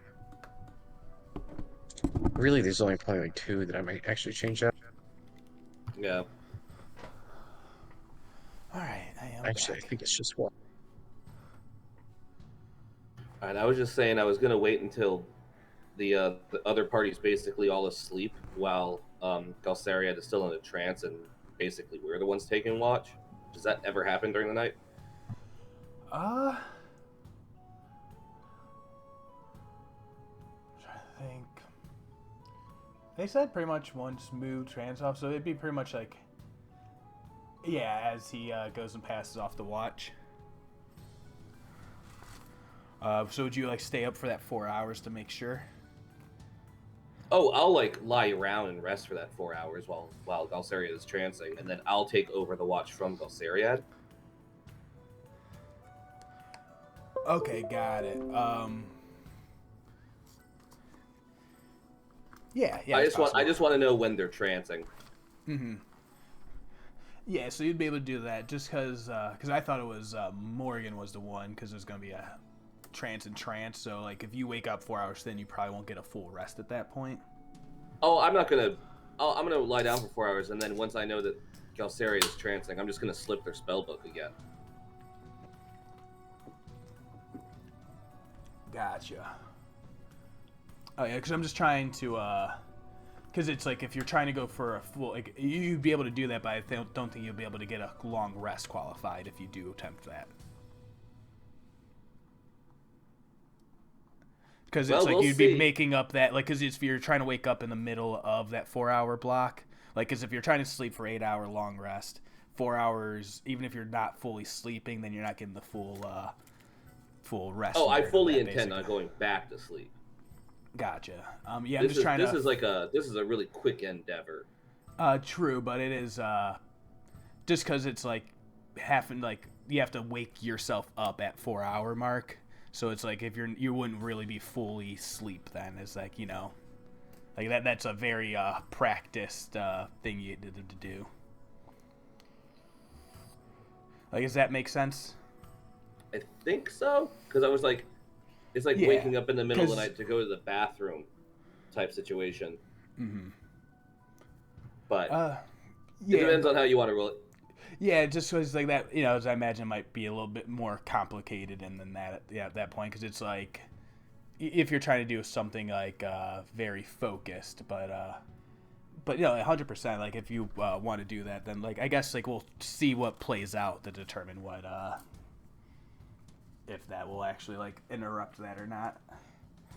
So like, what would you? The plan is to sleight of hand the book, and then go through it and read, and then go through it to see if there's any other divination spells in there. Mm-hmm. All right. Yeah. So in that point,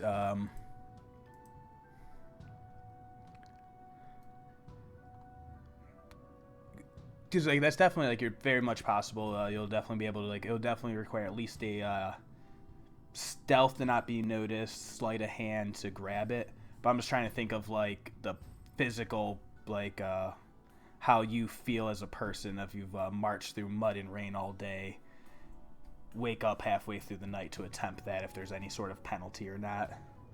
I think we'll skip those as straight rolls, but it is like you are borderline exhausted if you're like, attempting this.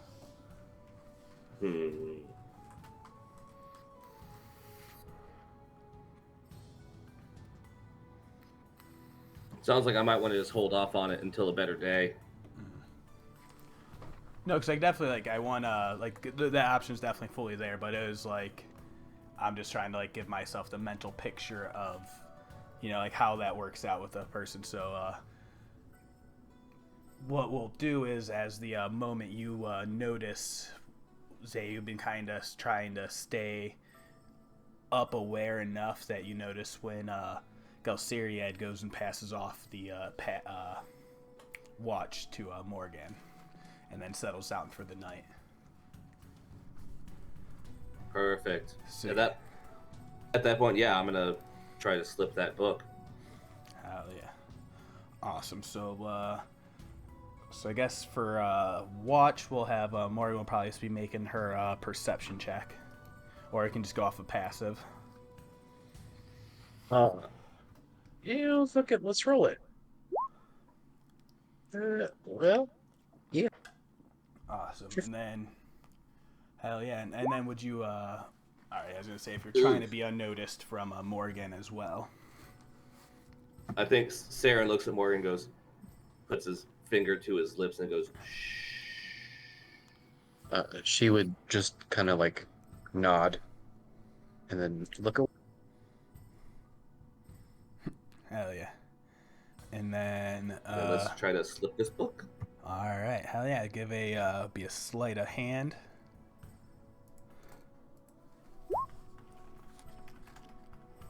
Galsariad rolls a 3. I'm using my last portent.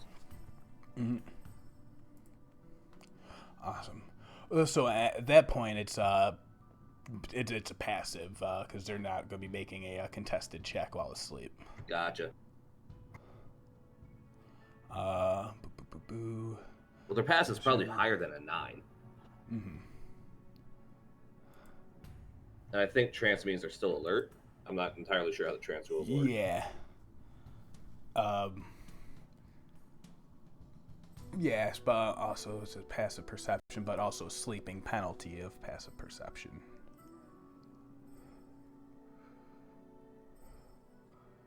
So, sorry, it's double checking ring.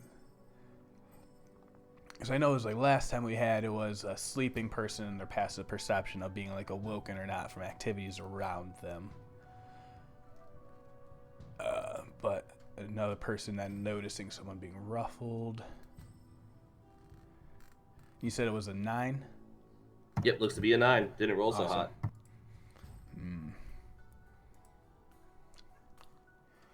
Yeah, so on a 9, you definitely feel like you got your hands on it, and you do notice a little bit of like starting to rustle, like movement. Getting my hands on it is one thing, but if I'm going to pull it out of there and then actually get a chance to look through it, I think instead he's going to use the opportunity to just kind of like cozy up next to Galsariad, just to play it off. Big spoon or little spoon? I mean, I got some thickum thighs, so I think I'm going to have to be the big spoon. Amazing. Awesome. So I think last question is, would you be trying to play it off to Morgan as well? I think Saeryn knows that Morgan You know what? No, I'm gonna let Morgan think about it. Mm. I I just feel told. like I just like to insight that. I just went shh, and so she doesn't know if I'm stealing or if I'm just getting cozy. Yeah. Yeah, I say that could be like either a choice of like your choice of a persuasion, deception, or a performance.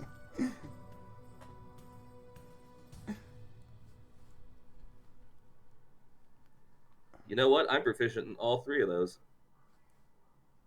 Amazing. And then Performance. Morgan can do an I think insight in if this they will. situation, it's definitely deception because it's not really what I was intending to do. Well, there's a good roll. Oh, Jesus. Played it off. Morgan just thinks Saren's a slut. None the wise. That's hilarious. Well, I Sager, didn't pull any more live it up. divination out of the book, but I did I did get a cuddle buddy, so I got that Yeah. going for me. Oh yeah. Because I will say also, I guess like as you think back, like because you all did have a chance to look through each other's books as well. There were probably some like higher level spells that were in there that you might not have like been as familiar that like you probably did want a little more understanding of. Yeah, but I can't do anything above the second level right now anyway. Mm-hmm. And also, I'm actually out of the gold necessary to copy anymore, so. Gotcha.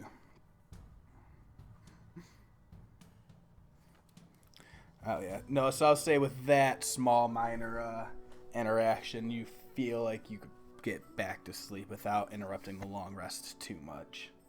Phew! But yeah, because it is like the long rest mechanical rules is like. Yeah, I know if I Any started copying it activity, down, it was probably yeah. gonna hurt.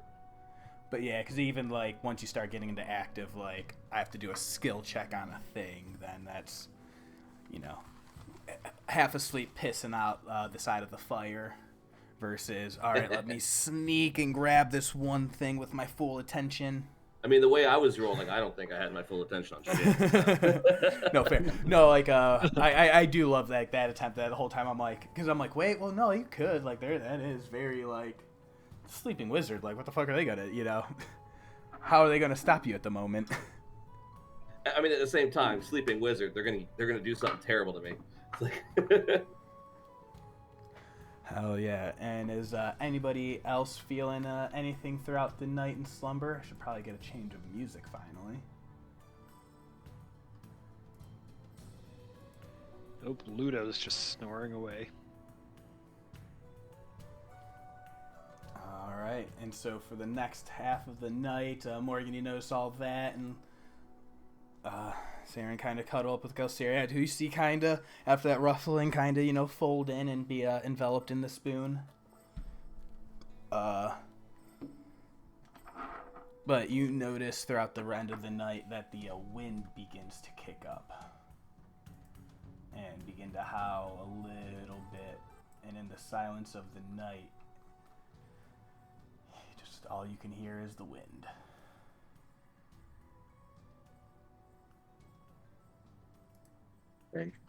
I think throughout the night I would just kind of keep up a small little prayer, effectively trying to maintain concentration on guidance on myself. Uh, it feels a little uneasy, and I feel like that would give me a little bit of comfort. Hell yeah. If that wind noise is annoying for anyone, please let me know. I promise it's not me just breathing heavily in my mic. That's cool. The immersion! Let me breathe on you. Amazing. But yeah, as the sun slowly begins to rise up, you feeling about your trance, just thinking back in the days and the memories and just all the implications of, just everything that's been revealed. So I will say, what is like your feeling of all that?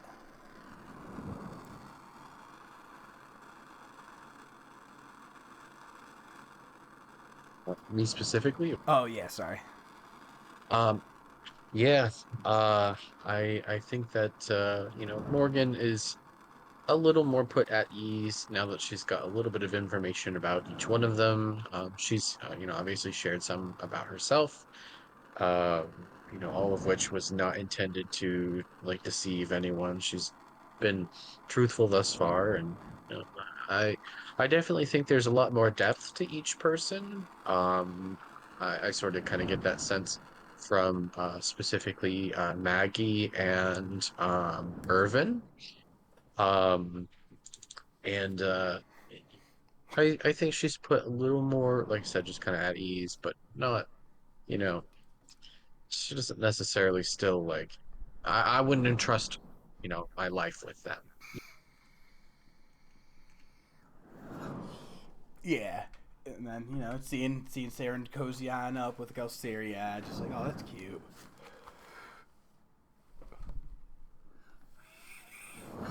But say everyone's definitely able to slowly begin to wake up for the morning as the sun's fully coming up, and y'all are just greeted as this wind has just been picking up more and more in intensity, and it begins to become a constant as it's just rushing now out of the west and then hitting up against those mountains and causing these large like little sand swirl storms and little like dust devils pop up every now and then.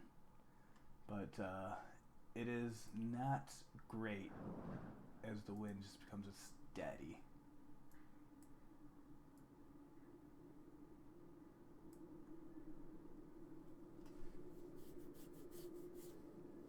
How does everyone windy feel? morning.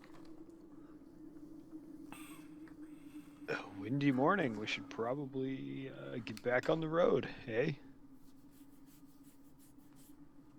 Faster we get out of the elements, the better for us, I believe.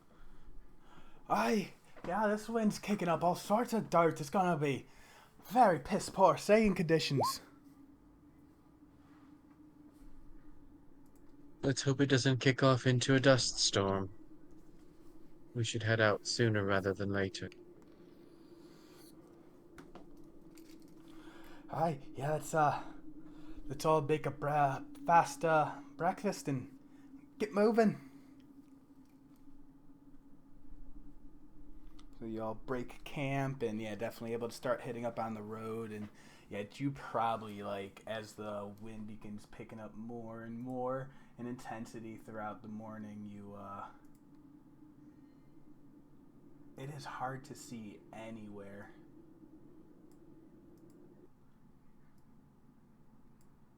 Let's go with this one. Like maybe 50 feet in front of you max is probably the edge of your vision. Dust being kicked up in your eyes everywhere, so like any perception is almost non-existent past a certain point anyway. And it is brutal, but you all begin trudging along.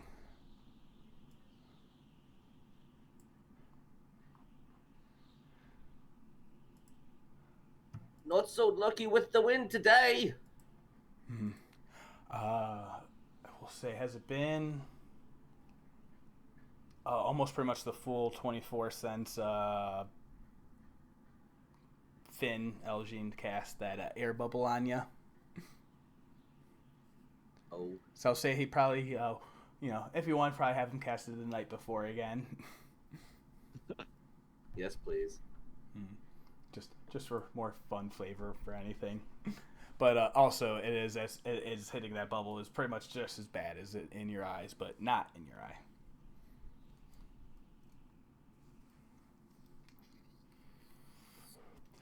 I think we just make a pace as best we can today and fight through the storms. I agree. All right, what kind of pace are y'all traveling at?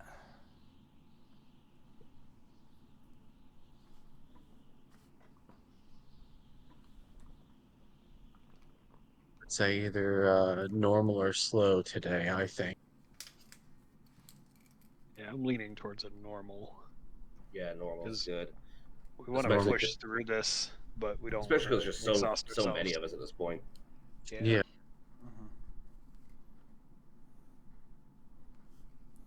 Awesome, yeah. Who wants to be taking point? It's like, I could help lead the pack if anyone wants, but, if anyone else has any ideas, I'm down. All ears. Who was that volunteering? It's Io, sorry. Oh, no, it's fine.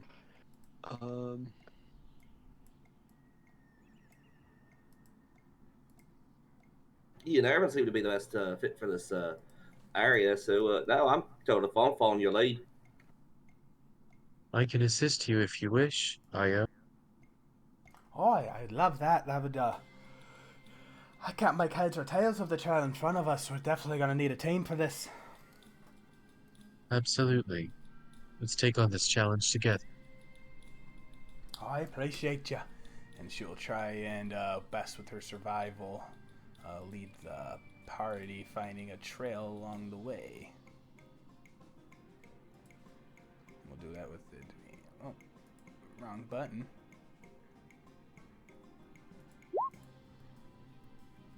Oh, nice. All right. Hi. Okay. I think I found a little path, and it will help us against the wind. We just gotta get off the road and head this little bluff right here along the ridge, and we'll cut us right through.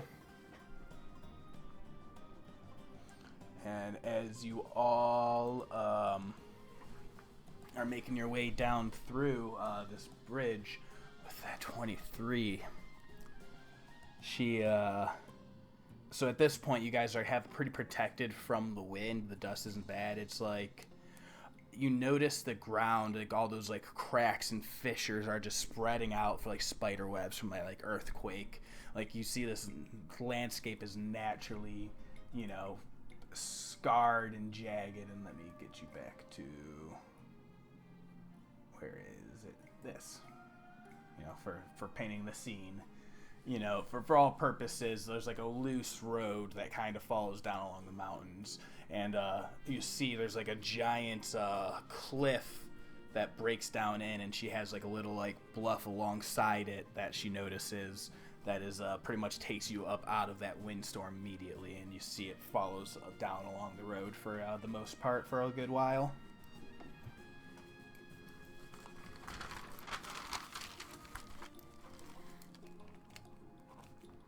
Cool. Yeah, I'd say we continue on. Ludo's gonna kind of stay near the back just so he can. He feels like he's got people to protect, so he kind of wants to make sure like everybody stays together and everybody's accounted for. Mm-hmm. You do a good job taking care of everyone and watching out, Maggie says, noticing you like kind of like following in that same role for like her party. And as everyone's settling out and, like heading down in, Galsiriad is sitting there crawling along next to Saeryn. And he's just like, that was a pretty comfortable cuddle last night. Wink. And then, I don't know if you ever seen a drow blush before.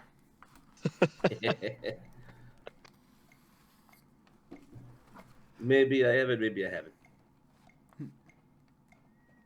Actually, probably not. I'm not from anywhere near Zorhas. Touche. Yeah, fair. And y'all, I was just like, oh, I think I see the way up bed here.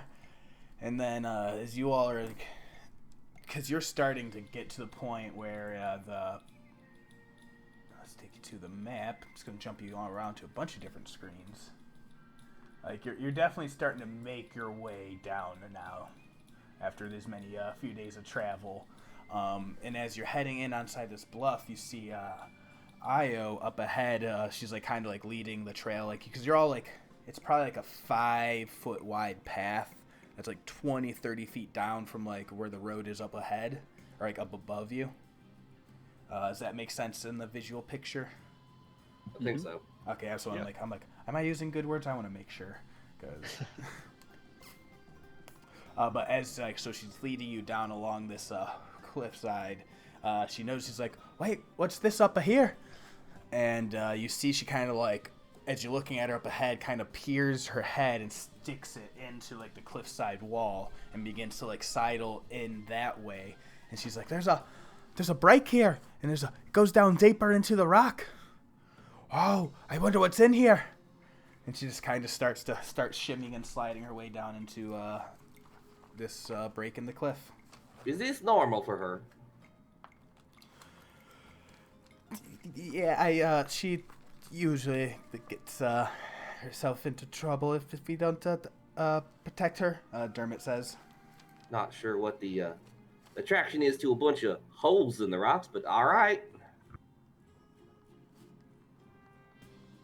Awesome. So yeah, you all pretty much just like hurry up along to follow in after her.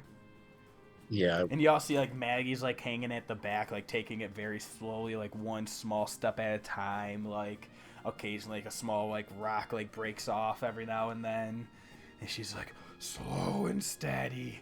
And Irvin sitting next to her just like, yeah, you kind of get used to her getting in all sorts of hijinks. I love it. And so you all, it's like a 10-foot wide break along this like cliffside that's like you're able to like kind of step into, and it looks like it's like just a long, like jagged, narrow corridor that kind of goes down deeper into it, as if it's like a natural like cave hole that had like been recently opened up with this fissure being shaken apart from the recent days. And it is, as you get inside, it is starting getting like darker and darker as it begins to twist away from that natural light from the outside, and you see Galceriad cast a light spell for those who can't see, and everybody's like, "Oh, thank you." Ludo does the same, casts another light. Mm-hmm. I would also cast light on my my walking stick. Awesome. And then Io, like, who's like right at the edge of that, she's like, "Hi, thank you. Hi, can you believe it?" And then as the guys cast the light, there's sparkle of all sorts, and there's just like a few sorts of like bits of like gems and bits of like glimmers of metal, like metallic, like almost like silver, a couple speckles of gold every now and then. So it's like as you made your way into the cave, it's like a wide room that just kind of opens up, and it's like probably like 10 or 20 foot above you, and there's a bunch of rocks and boulders strewn about. And Io says, "Oi, Maggie, hand me that pickaxe, that war axe that you carry around."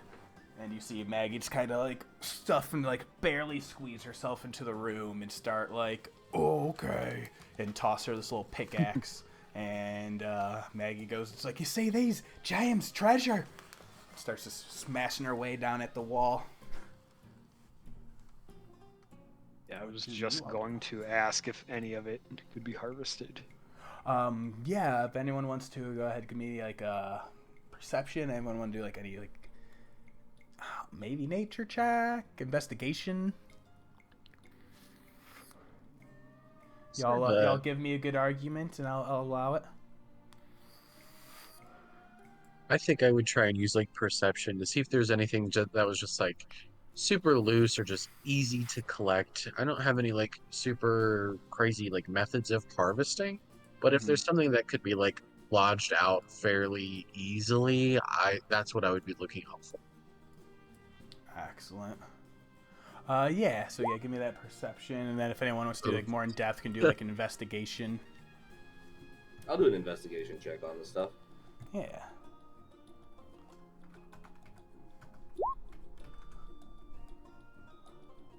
Ludo, Ludo's just looking for anything that looks shiny and expensive.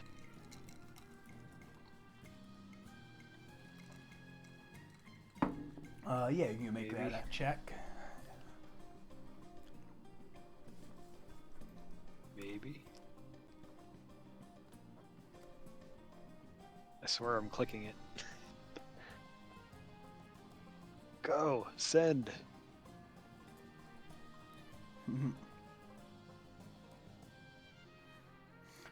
D&D Beyond's also been a little finicky last few days.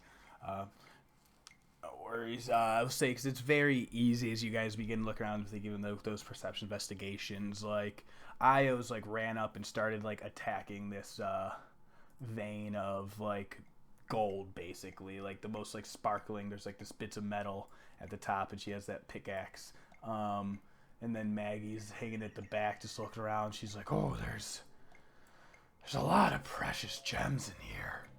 And you guys notice there's like a whole couple veins of silver sticking out, and there's all sorts of like pearls, gemstones, and stuff like that. I only got a 6. But oh, Yeah, I would say even with those, like you very, very easily notice those. Why it didn't send? It's weird. D&D Beyond or B20 has been funky. does anyone think it's a little suspicious that there be just a veins of gold and silver?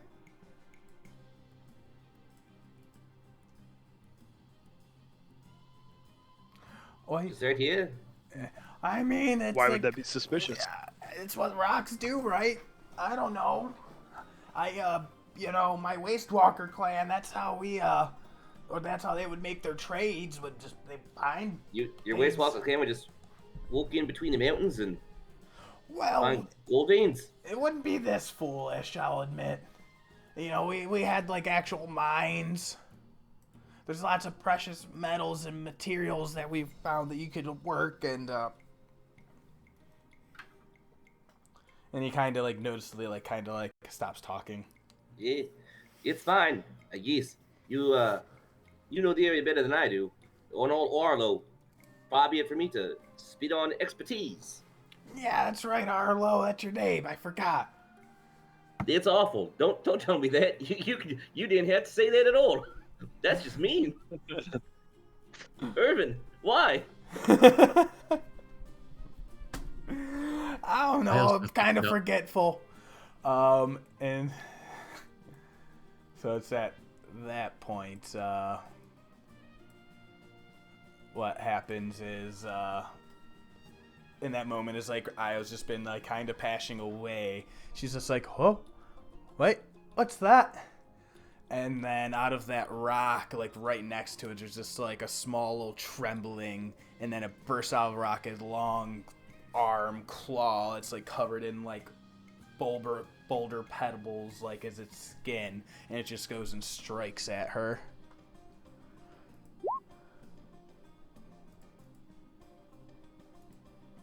All right, it'll be at advantage because it was unseen.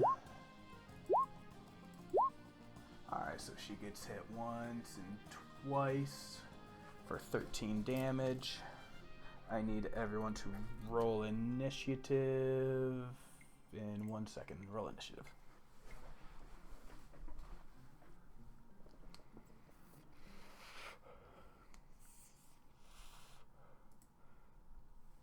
Oh wait, actually let me pull y'all over. I'll say, feel free to position yourself in that room where you would have wanted to.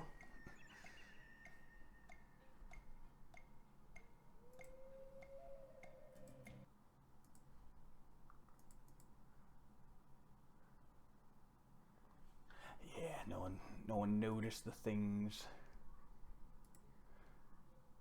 All right. Do you guys have the initiative tracker? Yes. Yes. Awesome. Are we clear to? Yes, it's good. I think I remember doing it at the end of the last game. Yeah, Morgen. Holy cow. Oh, there they are. The fuck is an Urulam Geokosri? What? My name's all weird.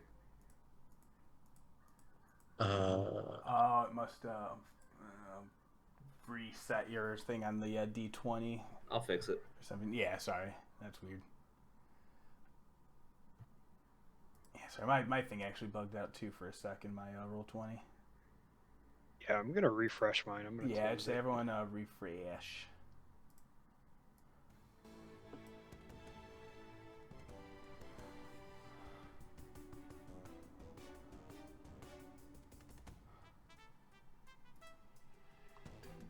Oh my god, is that 2 nat 20 initiatives? Yeah. Yeah, it is. Would you be Awesome. lucky? And if anyone cares to, they could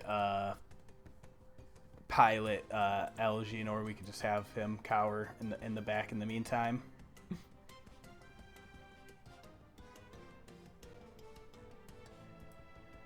I There we literally go. do not know his class.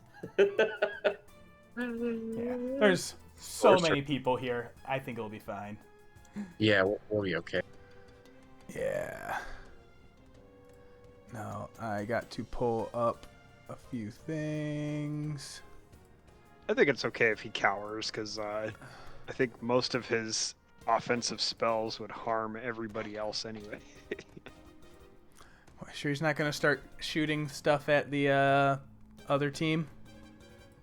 He's gonna shoot I'm ice sure. knife. I'm sure they'll be understanding if they get hit. He's gonna just be spamming rhymes binding ice. You're right.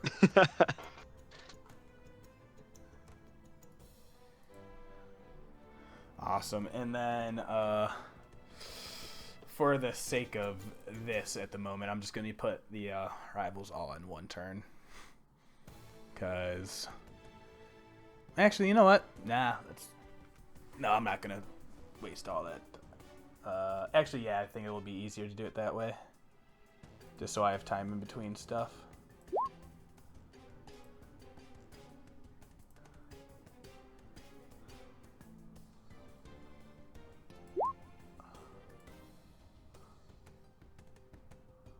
Yeah, a lot of really good initiatives.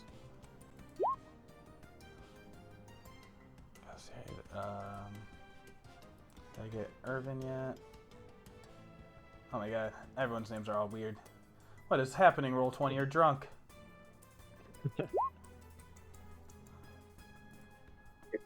It's weird because I'm seeing like normal names on the right, and I'm not seeing any names on the turn order.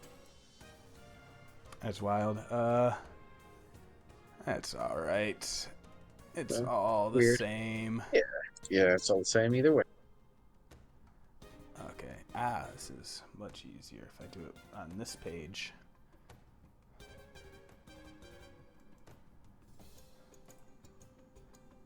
Alright. How many tabs can I have open? Alright, well, as what happens is all of these creatures come crawling out of the work. Anyone feel free to make a nature check? That's ridiculous that I got a 17 and I'm all the way down, like on the list. Jesus Christ. Yeah, like, everyone's above 16 except for Dermot. Awesome. Pretty cool. Yeah. I mean, fuck, okay, you all know. These are Zorns. Weird elemental creatures. They just seem to like hunt and eat gemstones and precious metals and stuff. It's just what they do. They live through the Underdark, eating valuable minerals. Pretty much, that's All about, right. yeah. Poor Dermot over there with a 4. Right. Awesome.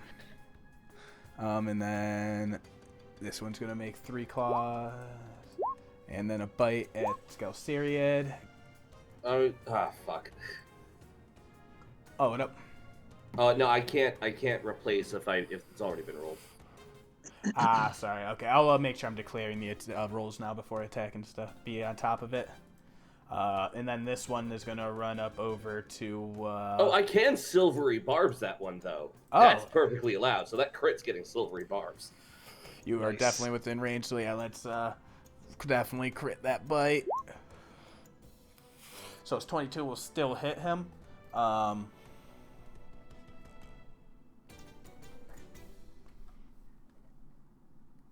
yeah, we'll just take care of it as it happens. So he's going to take...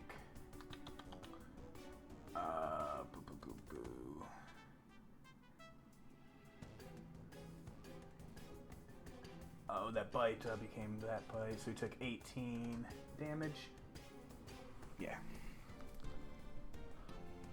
Alright, he's fine. And he's just like, yeah, this beast just like rushes up and takes a swipe at him. He's like, what in the hell? And then this other one rushes up and on Dermot and starts taking an attack. Since they were the ones closest in there. And it's going to do the same thing. 3 claws and a bite. Alright, it's going to be 2 hits. Sorry, y'all. Give me 1 second. It's going to be 19 damage. And you see Dermot cries out in pain. He's like, I'll protect you! Because that was like all of them on that ambush round. Now the beat goes up to Saeryn. Saren's gonna poke around.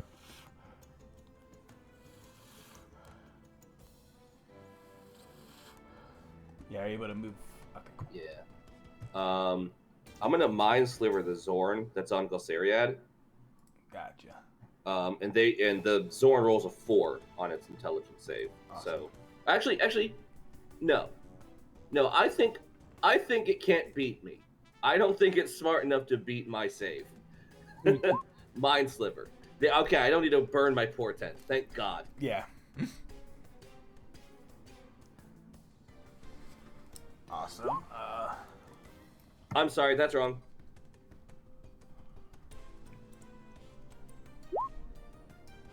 Boom. 1 psychic damage. Hell yeah. So I want to mark that one as red. He took a psychic and he minds D4 on his next thing, or is it his attack? Yeah. Yeah, there's a disadvantage on next attack, right? It's not disadvantage. I think it's just a minus D6. Or okay, I can't remember. There's this. Oh, I'm thinking of vicious minus mockery. D6. No, I'm sorry. It's D6 of damage and a minus D4 on the next saving throw. Next saving throw. Gotcha. Yeah. I was mixing that one up with the vicious mockery, I think. Yeah. Yeah. Awesome. Anything else? No, I don't really have a bonus action for this. Awesome. Gulsariad says thank you. And then it will be Maggie's turn, and she will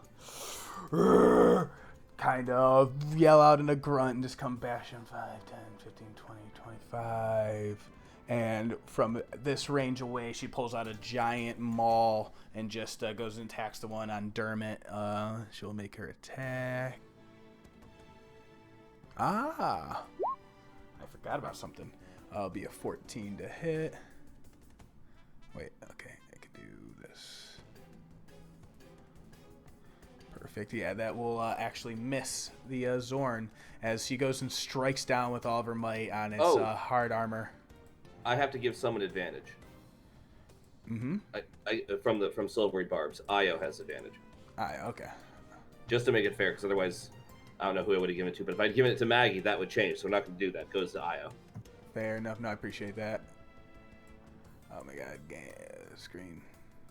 Sorry, I'm just trying to get like my windows to lock in right. There you go. Awesome. So she'll rush in and just be like, "Ah!" And that will be her turn. And she's like, will yell out. She's just like, "We gotta cut him off. Get him surrounded." And that will she'll like move in a little closer on the range to give everyone else room.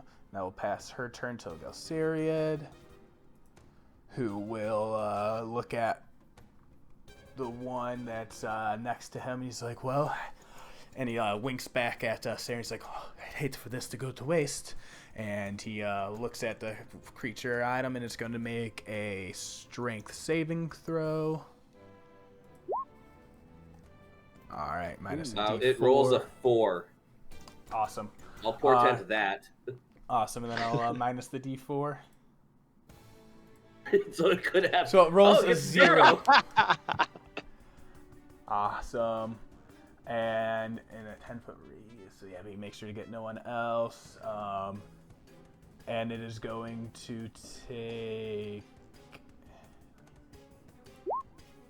22 damage, and it is pulled up into the centers. It's just like you see it just like start to shimmer and shake, and a bubble of wave like gravitational surge, just like from a small point right past it, begins to rip out, grab it, and then pull it back in all of a sudden as it gets ripped 10 feet into that center up against the wall, and it is dealt a lot of damage.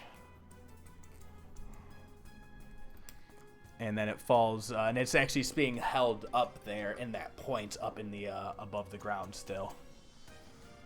So it's like you just feel like this intense like energy surge of gravity just pull and hold it in point. And he says, "All right, I got it locked up. I thank you for the help." And then he will look at Dermot, and he was like, "Let's get you out of there, my friend." And he points at him, and then he gestures with a finger.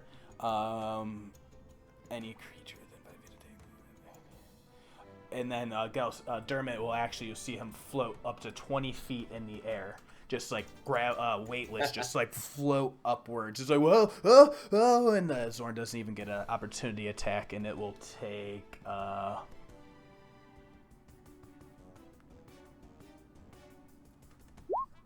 damage. And you hear Maggie go, "Ow! I hate when you do that!" And take a point of damage as well. And that will be Galciriad's turn. Sorry, y'all. I didn't realize what this is. It's a lot of me playing. I apologize. No, this is great. It's all cool. I like seeing what they can do. And I was just like, "Hi, look at this. A little bit of action. I'm sorry, did we disturb you in your little home? This trash is ours." And then she'll go ahead and she'll pull out this harpoon that's just been like hiding in the folds of the tunic on her back, and she'll just take 2 quick little rips with it, or just yep. And they just both ping ping uselessly off the armor of the thing. She's just like, "This thing's a little tougher than I thought." All right, Morgen, you're up. Yeah, I think I would move in just a little bit and, start praying. Raven Queen, I beseech thee, sap the strength from these foes. And I'll cast Bane on all 3 of the Zorn. Amazing. So that'll be a charisma save for each of them.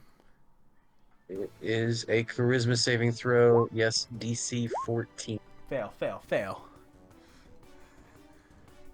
So let's put, this one's going to be blue, this one's going to be green, and they're all going to have this little icky heart on them, so they have a negative D4. Please remind me when I'm making my rolls so I don't forget.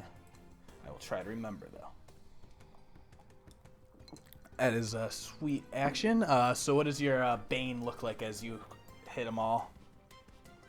As part of her normal spell casting, she pulls one of the little feathers off of her dress, and the drop of blood as part of this actually comes from her when she like pulls the feather out. She reaches it up into the air. It bursts into this like kind of dark flame, and that same dark energy kind of surrounds each of the Zorn as it takes hold upon. Amazing. All right. Anything else? But that'll do it for now. All right, and I'll be back to the Zorn's turn, and they are a little pissed off. This one, seeing Io like have the attacks, and I think it's gonna kind of come and rush forward towards Ludo now, and make its 3 claws and a bite. Sorry, claw, and then it's gonna go for a bite roll. Sorry. Can I silvery barbs that crit? Yes. So I'll make a roll again for that claw. Awesome, that'll still hit.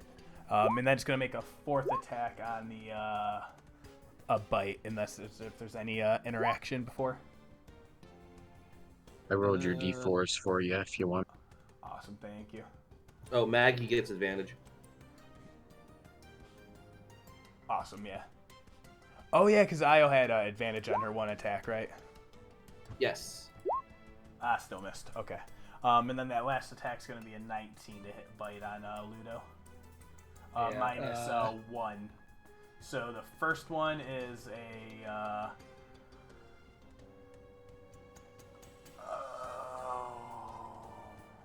Yeah, there were so many in there. Yeah, the 24 was the first one. That was the crit originally, and that's minus a D1. Yeah, so I'm going to make sure I do these one at a time in the future. Sorry, y'all.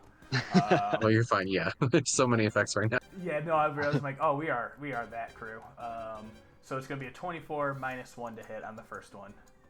So that one hits. Second one is a 20 minus 3 to hit, so 17. That misses. Third one was an 8 minus 4 to hit, definitely misses. And then the last one, the bite, was a 18 to hit. That misses. Awesome. So it was only the first one to hit, which was the 24 for 9 slashing damage. All right. Whew. All right. Multi-attack. Weird. I apologize. And so the second one's now going to drop back down finally on its turn from that gravitational surge, and then angrily rush back up to Gelsariad, and is going to make its first claw attack at him. Another crit. God in Oh my heaven. god. Oh my gosh. I've already Awesome. burned my reaction. All right, Yeah. so that's going to be 6 damage to Gelsariad. He's That's starting to look a little rough. That's pretty all right. Yeah, it's Yeah. actually very minimal. It's going to take second claw, miss, third claw, another fucking crit. What is this? Minus Oh my D4, gosh. so that's going to be another 9. Gelsariad is not looking great now.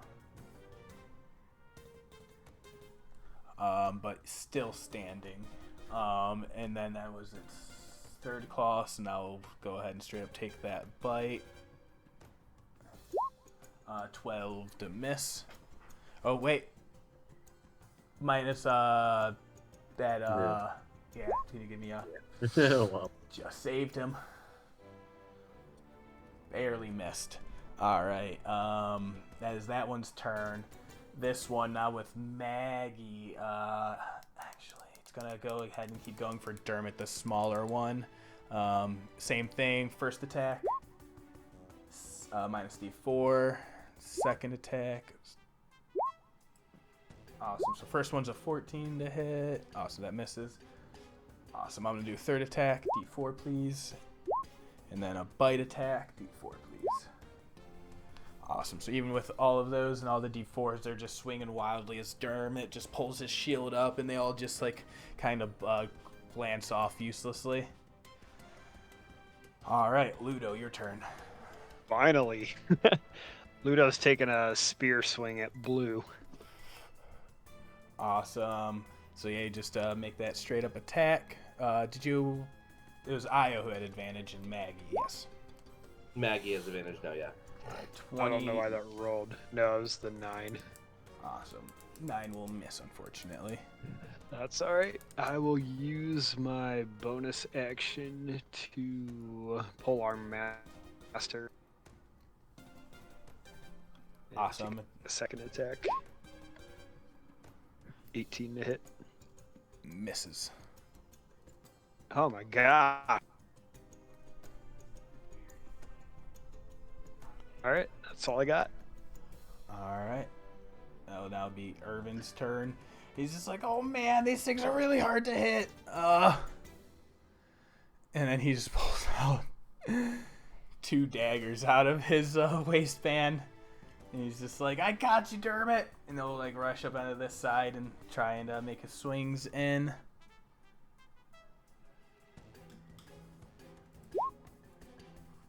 Alright, one of those will hit. Awesome, and that'll be green. That'll be 13 damage. Sinks into it as he finally gets his dagger, and he's like, alright, I think I'm starting to weaken up some of its armor here. We gotta crack away some of the exterior. Alright, and then Dermot's turn will be up, and he'll be like, oh no, go Saeryn. And he'll rush over like a dumb and get an attack of opportunity on him. That will glance off his armor fine. He's even the D4. And then he's going to cast a Cure Wounds on him.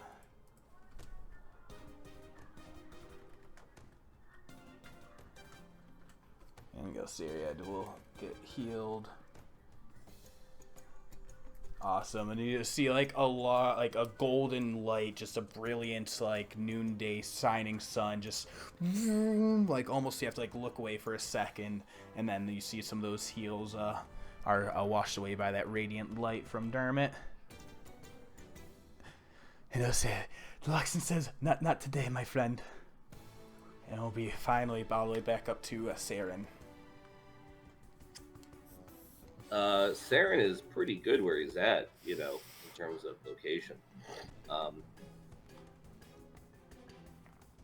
don't have anything leveled that does damage, so I think I'm just gonna have to Mind Sliver red again. Oh yeah. Alright, we'll do another save. Now fail.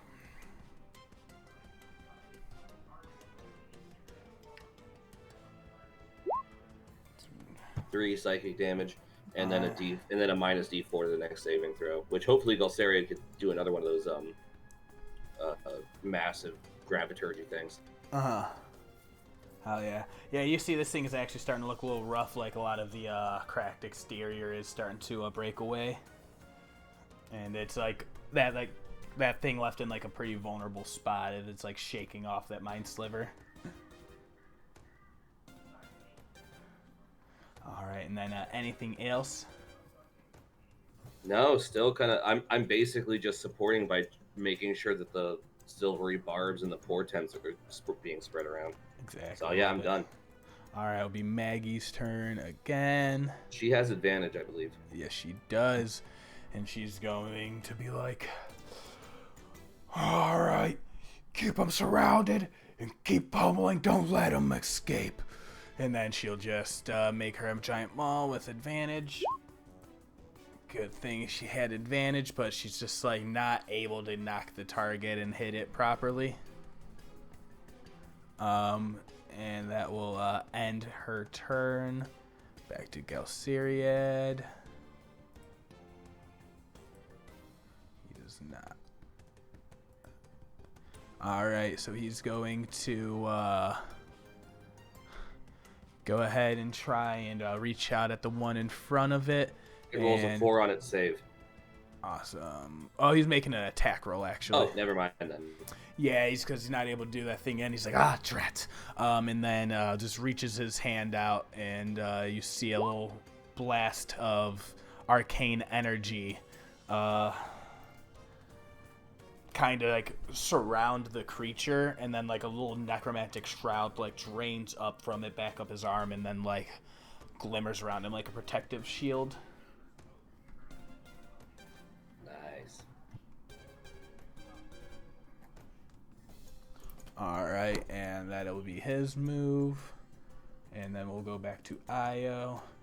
And she's just like, "Hi, these things are a little tricky." And then she's going to try and back it away from blue, which will cause it to rash out. It rolls a 4. Alright.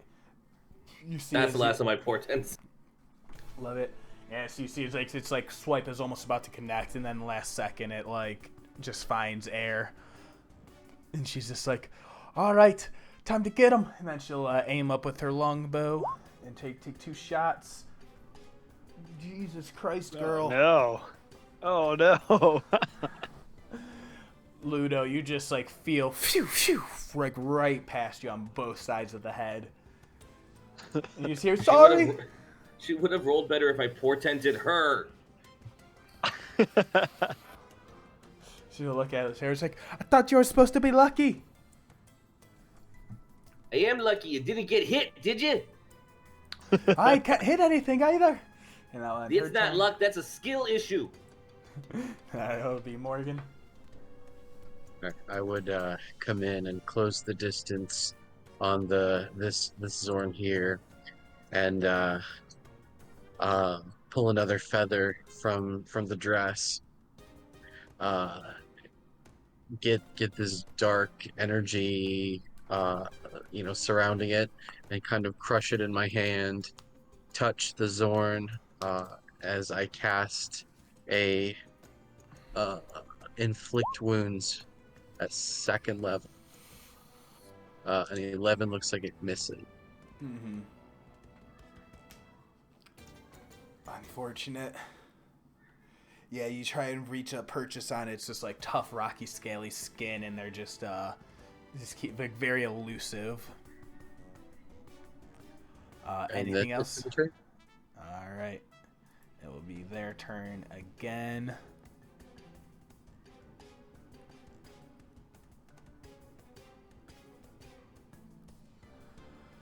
This one's engaged in Ludo, number blue. I think it'll make its first claw attack in for 23 to hit. Oh, wait, hold on one sec. 22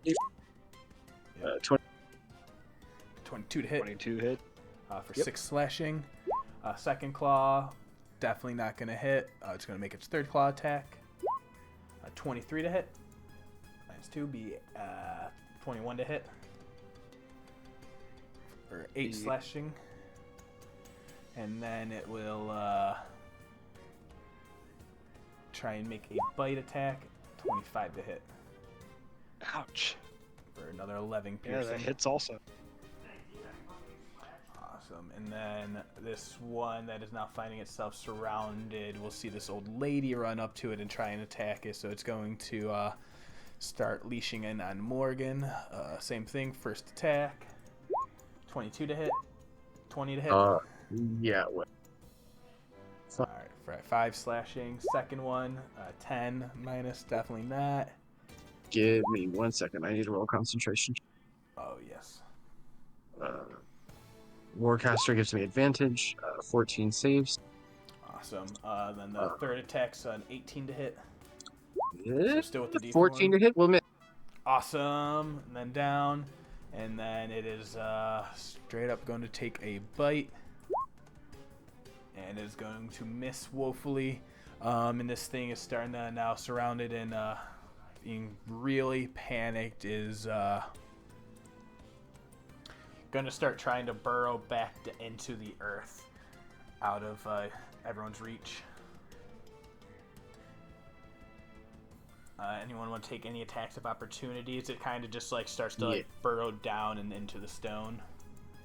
Yeah, if that provokes, I'm going to attempt another second level inflict wounds. Awesome. Galceriad will try his attack again. 19, that will hit it. Oh my god.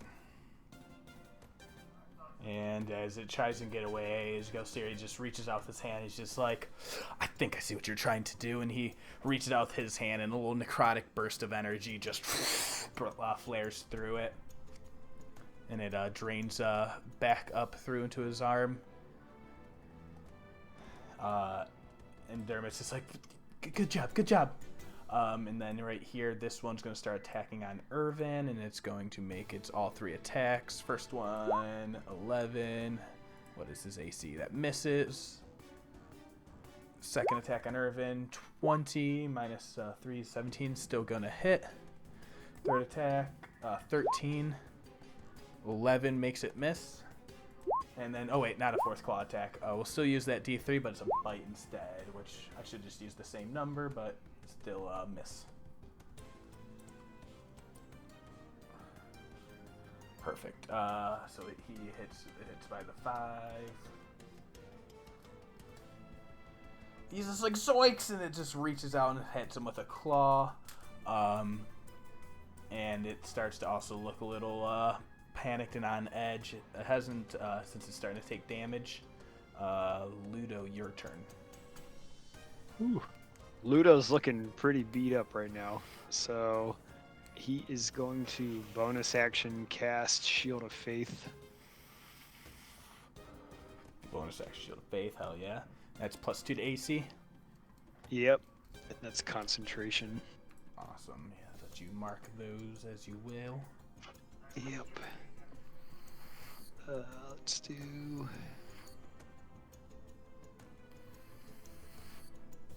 The wrench. And then. Strong. Strong like a wrench. Let's. Man, I feel like I need to attack this thing. So let's swing at blue again. Mm-hmm.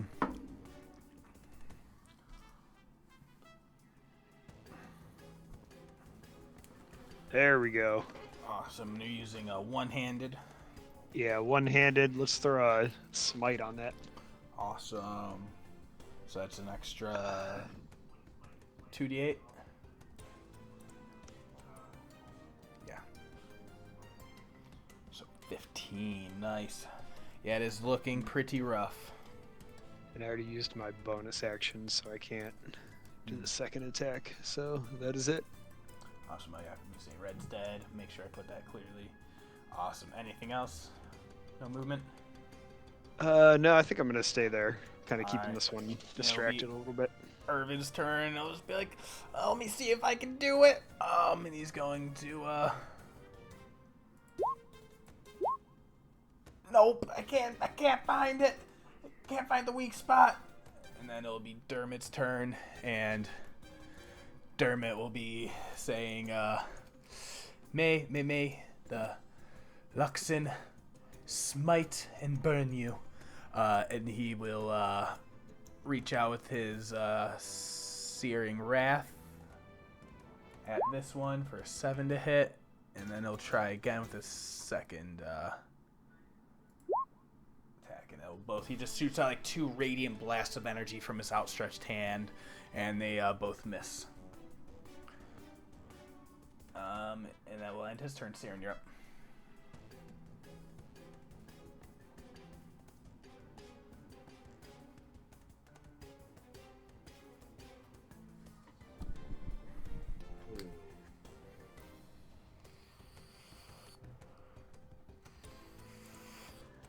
Tough one.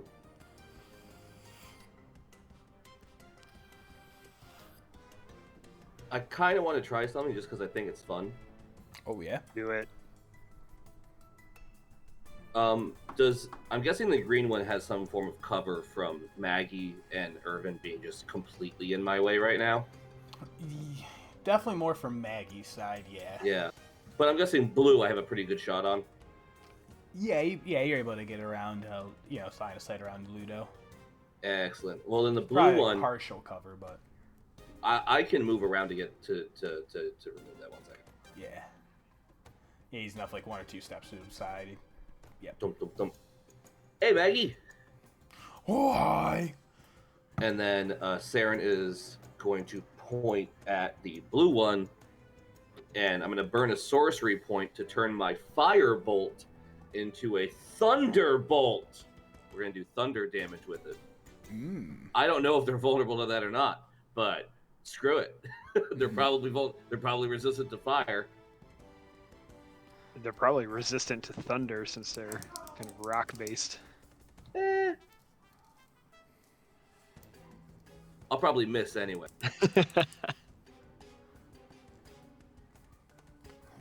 2 thunder damage. You said that blue? Awesome. You know what? Yeah, you feel like that thunder just shatters and has an impact, a pretty good amount. Man, I forgot fourth level wizard is rough, man. Yeah. Yeah, you definitely, and like you see, even like Sirius kind of notices, like when he sees that, he's like, oh. He sees like that different type of energy blast coming out. Yeah. Anything else? No, I don't have any bonus actions. All right, be Maggie's turn. Did she have advantage again? I have not used Silvery Barb since my Okay. for a while, so. Cool. I want to make sure, but this one's still on her, and she's just like starting to get a little angry, and she's just like, I can't get around it. And just lashes out one more time. 24 to hit, and just smashes it right into the ground. And it is going to make a strength save. 9, so it goes ahead and gets knocked back 5 feet and is knocked prone. as her hammer just smashes it into the side and it keels over. And she's like, "Now I have you," and just trushes up into that spot. And, or actually, no, she doesn't close the gap yet since she can't do anything else. That will end her turn. Nice shot, Maggie. Nope. And he's just like, drat. And then he's like, I am also starting to run out of tricks here. And then he will try and take another shot at, this time he'll shoot at blue because he can't shoot at a prone target with range. Be a 13 to hit. And he's just like, these things are getting annoying. And it'll be Io's turn up, and she's just like, "Hey, we just gotta get them surrounded." And then she'll rush back in with her harpoon, just like dropping the longbow. And she's like, "Gotta get more personal up in here." And lead out with 2 attacks. And both will still just miss. Or the second one will just miss. Alright. Morgan, it'll be your turn. Is it possible to like push past them? For purposes of this, yeah, like ally, but like at most difficult terrain, but you're fine. Okay, that's fair. Yeah, this is as far as I need to get. Again, I'll burn another second level spell slot. For an inflict wounds. Yes! That's what makes it all worth it. I was going to say you had advantage on it too, but Jesus. Just annihilate it. Mm-hmm. Oh, I fucked that up.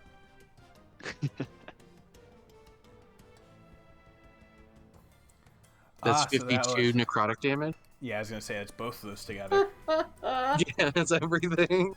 Yep. Yeah, so green in one fell swoop as you rush and push past Galceriad, and you let your necromantic energy touch flow. And it just like shrivels up as a rock and just you see all life just leached out of it.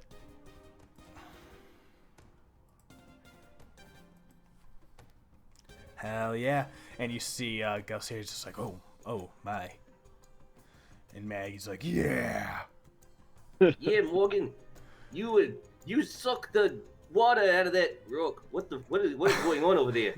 I sent his soul through the flaming door. Mm-hmm. All right. That more intensity from our group. Gotta love it. All right, and this thing is starting to look a little rough and haggard on its turn, being surrounded. It is making desperate at the initiator of all of this conflict. It is all out on Io. Number blue is it's going to make 3 attacks with its claws. First attack, 24. 21. Still hits. 9. Definitely not missing or hitting. Yeah, that 7 will be the one. Not the double click. And then we'll go with the bite. Yeah, my mouse likes to double click every now and then. And then we'll do, miss. Yep. Sorry. So it's just that first one for 6. And you see it just rip into her. And Dermot yells, it's like, you stay away from her. It'll be your turn, Ludo. Ludo's taking a spear swing. All right, let her rip. Yeah, there we go. And throw that first level smite on there. Fuck yeah. For an extra 5, so 10 total. Hell yeah. Yeah, that's perfect. It is like on death's door, like right like on the edge, and it's like starting to like try and slough away. But in that, do you have anything else? Yeah, I'm taking a bonus action. Fuck yeah! Polearm Master. Yep. Damn, it'll just miss. Well, not just, but yeah, it misses sadly. Any movement? Nope. Yeah, so Ludo, you stab it with your spear as it glows with radiant energy and starts to pry open into it. And as you swing around with your butt side of it, like seems to duck right under it as Irving comes running over, and he takes his 2 daggers and he tosses them just like one after the other, like boom, boom. And then that first one, as it hits into it, it like buries deep into the skin, and you see like that like little pulse of like a poison seep into it. And then Irvin will like click his fingers, and the dagger will fink, and a flashlight, and then appear right back in his hand. And you see a rune on his wristband. That metal bracelet he's wearing will glow. And then as you you look back in that instant, see it teleport back to his hand. And as you look back at the Zorn, it starts to woozy and slouches over dead. Nice trick. And at that moment, chaos seems to go still for a second. Remove all turns. That's so nifty to remember to do that at the end of every combat now. Save me so much hassle in the future. Oh man, I gotta say, it's one thing to be fighting those Zorns, because they are tough. But what I'm really curious about is what's using the 10-foot tall pickaxe over there? Yeah, you'll see Maggie will just be like, "Oh, sorry." And it's like, so that's the one she gave Io when she walked in. Because I realized that when I put the tokens, I'm like, oh, that pickaxe is big. I need to like, oh, that's not sized appropriately. Well, those things were tough. Hard I worked to hit. as a caravan for giants back a few years ago, and this was one of their gifts. So go Well, that's awfully nice of them. stand over it and pick it up. Hi, that was unexpected. I think that's my fault. I will say, just like kind of that did I do that shrug? I'm just glad we were all together. Yeah, if you'd been here by yourself, then it would have been a big problem for you, innit? I'd have been right in a pickle there. I knew you all had my back, and especially you, Dermot. I think Galsariad would be done for without you. And Galsariad will just kind of like slump down, like looking pretty much very rough up after taking a lot of those blows. And Dermot has a couple good marks against him as well. Yeah, Ludo kind of like leans up against the rock wall here, but starts using some lay on hands on himself. Y'all did great. Really worked together as a team. Yeah, that was the first outing that we've had together, I think. And the Galsariad looks around. He's like, I think I feel a little better about our future prospects, and you all are quite the impressive bunch. And then he'll look at you, Saeryn. What was that trick you did? Oh, there was something I call a thunderbolt. To create and weave your own spell and cantrips. That's amazing. Is that in a deceptive way? Yes. All right, yeah. I'll let you roll that deception. And he says, truly, you are a remarkable mage. That is utterly fascinating. Well, thank you. You know, it's just one of those things you kind of pick up when you have to be around a lot of people all the time, be the good luck charm, and sometimes you got to get in there with something a little bit more than luck, Yes. Truly. I didn't do more than 3 damage the entire combat. I don't. But yet, for some reason, Galsariad's like, you're the most impressive person here. You have done something I've never seen before. He needs to meet a sorcerer. But I was just like, well, unless anything else attacks, I think this is all our spoils for the taking, and you all look around, and yeah, I'll say even with like enough dedicated time, like there's fucking 9 adventurers here with all the strength, tools, and resources. If you guys like feel like you want to dedicate a good like couple hours to it, probably you can get out all sorts of like precious metals, silver, gold ore, gems, pearls.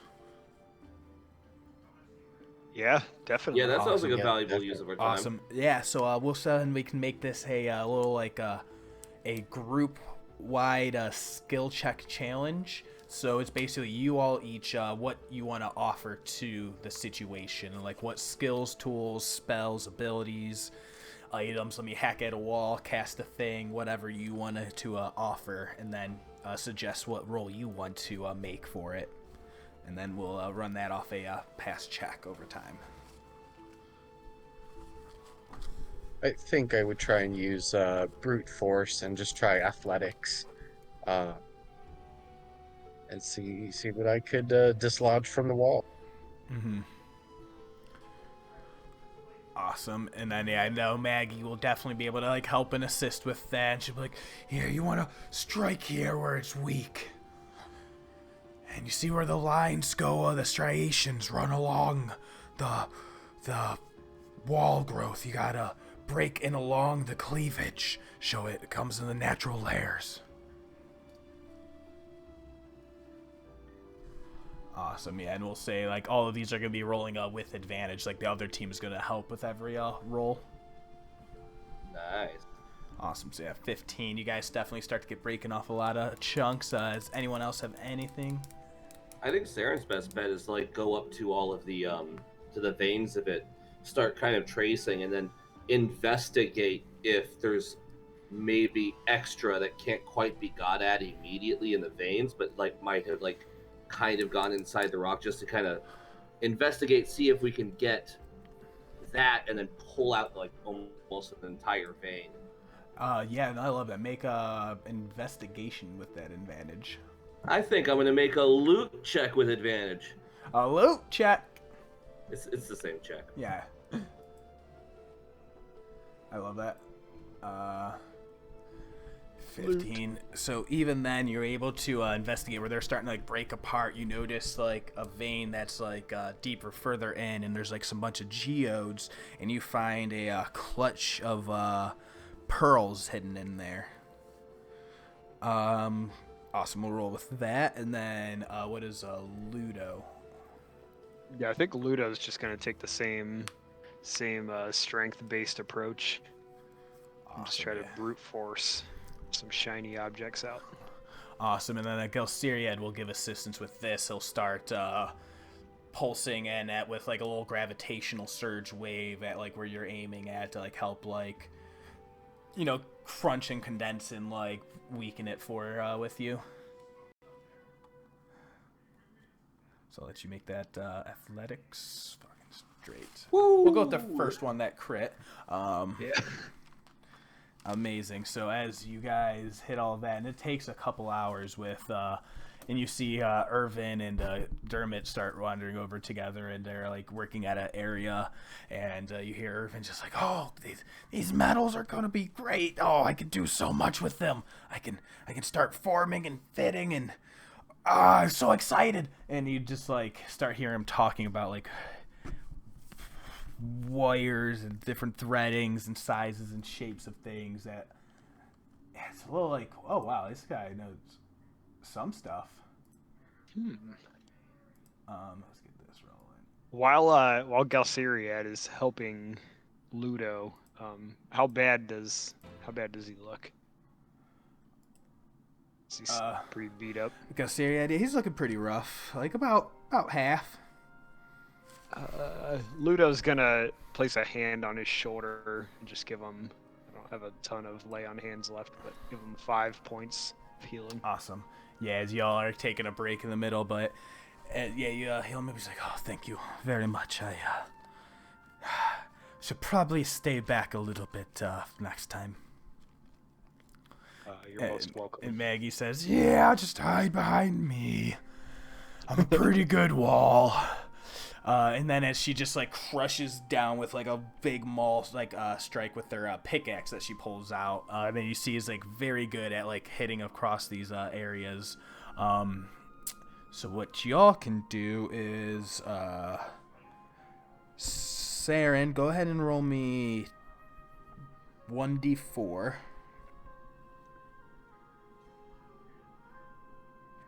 You find 3 tiny little pearls in that geode that are probably each worth about 100 GP each. Ooh. 300. And then Morgen, roll me 1d3 just to be tricky.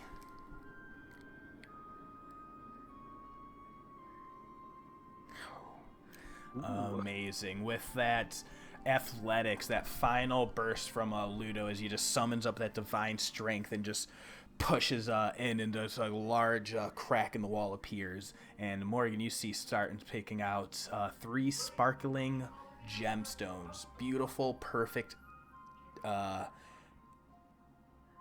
little diamonds, each one worth about, you probably guess about 100 GP each.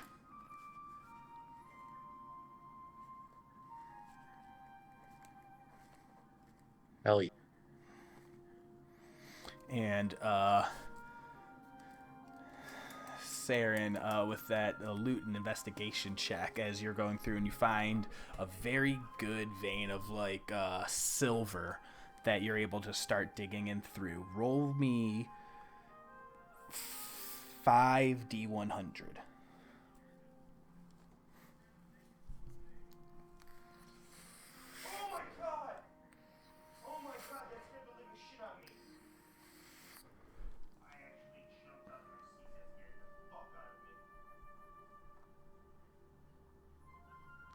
So yeah, I know I'm asking for very odd rolls.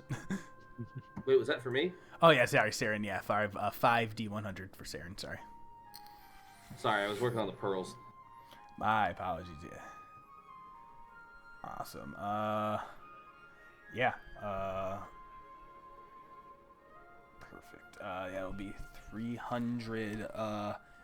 You guys, you find probably about 300 gold worth of like very fine like silver ore that could be either used for various purposes. Could be powderized, could be smelted and shaped into whatever.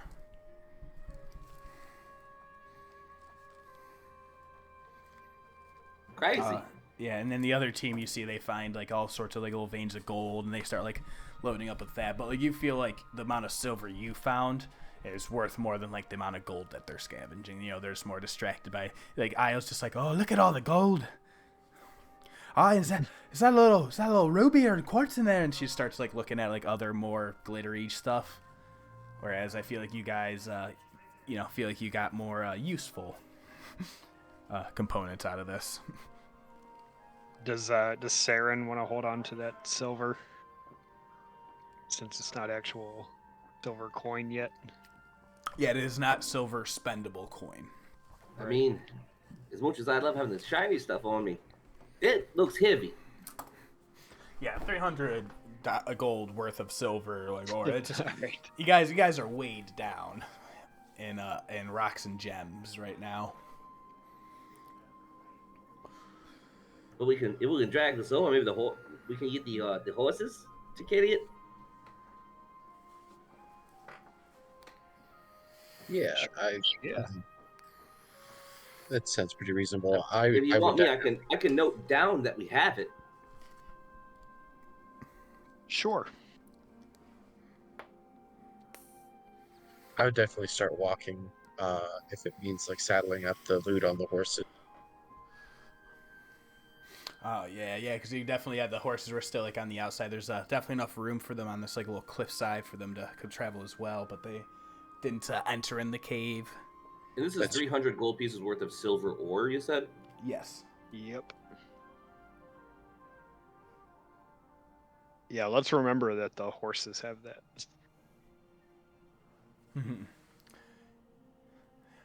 But yeah, and you feel they're all like, Io says, well, that was a little unexpected, but I think that was well worth it.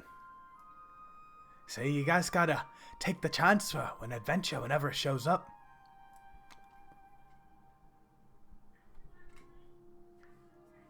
And besides, we all lived, right? And she kind of comes over and puts her like her arm around Galceria, and she's like, "I'm sorry you got a little beat up, buddy." All in the name of adventuring. We have each other's back, and we. Yep, 300 exactly. That was actually amazing. I'm like, wow, that's a perfect number. It's a pretty insane On the roll. 5d100, I'm like, oh, exactly perfect. And that's like actually like pretty good above average too. Yep. Pretty nice. Mm-hmm. So, what do you think? We could either try camping in here for the night to get out of the sand, or we could try and push through a little longer. Well, I'm okay with camping here for the night. And now that we've cleared this cave, does the Yeah. cave go in any deeper, or is this it? This seems to be about the extent of this cavity, at least that you found. I wouldn't mind being off the road for a bit. I agree. I could use the rest. Mm-hmm. Right, yeah, I think we settle in here for the evening and then get back on the road tomorrow. I feel like we still have... And then she starts counting on her hand. Whew, at least more than a week of travel.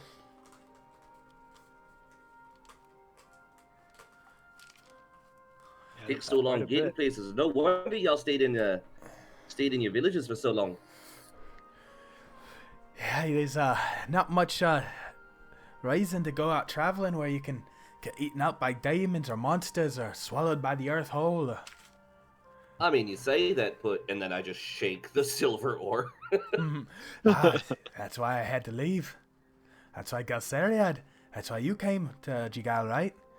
He's like, yes, I had to leave Roshana for similar purposes.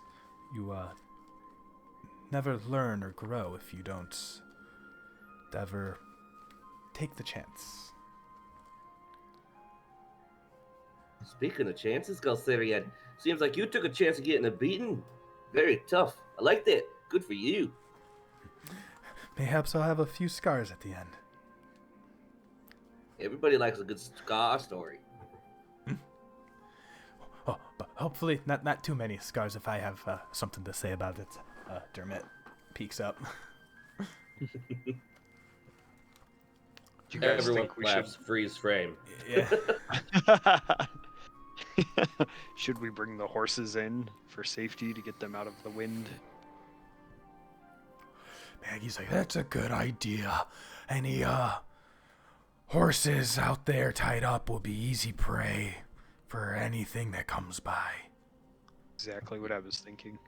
Yeah, who knows? Some like bastards might just show up and take the horses. I don't suppose anyone saw that big bird flying through the sky the other night. Actually, now that you mention it, yes, I did. I don't know what it was, but it's always a good idea to keep an eye on the sky. So it seems that there's danger in all directions out here. In the mountains where my clans are from, there's stories of large birds and dangers all the time. And speaking of scars, the leader of my clan was chosen by whoever had the most scars. Fun fact about me, in case anybody wanted it. Yeah, love getting to know you. Gonna say that sounds I love Saeryn's enthusiasm. It really is infectious. I should be throwing a lot more deception checks probably, but that's fine. It sounds like a good way to incentivize, I don't know, a little bit of still farm though. Oh, well, there was one guy, now that you mention it. The Thane Skargholg. And as he did that, he's cut himself up a bunch, and he had a bunch of scars, and he became the leader. But then, the next winter, when we got raided, he got killed in hand-to-hand single combat, and then half the clan was taken or slaughtered. It sounds like a real rough time. Yeah. Mountains are never a good place to be. That's We why are currently in the mountains. Yeah, but there's no big birds here. Fair enough. And considering we're in this little cave, it's probably safe from the birds. Oh, those little fuckers. All right, hitting a nerve there.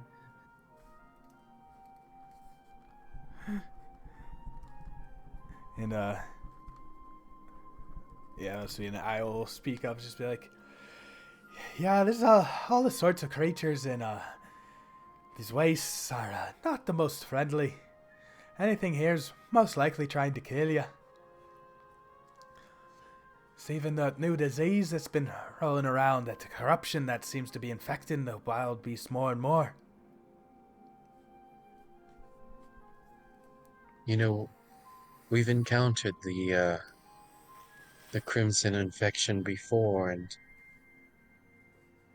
have you seen what it can do to people? Oh, I know, I didn't know that it could actually hit people too. That's a Oh. terrifying thought. Ludo with the horses on the lead says, "Oh yes, I think I almost suffered from an infection. I was bitten by one of the moorbounders that was infected and felt it pulsing through my veins." Mm-hmm. Oh, yes, and then Dermot speaks up. The elders in the church, the Luxon, they warned.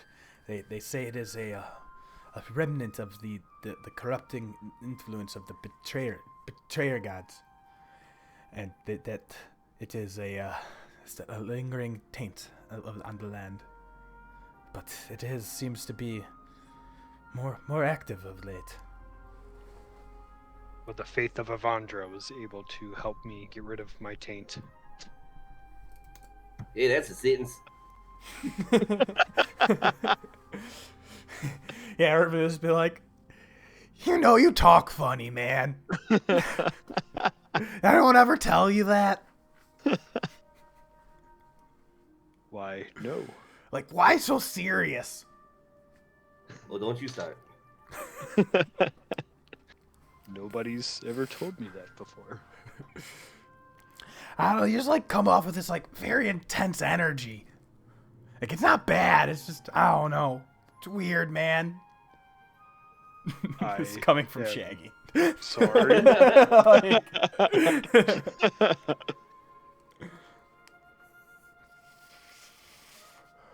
It's okay. I would like to.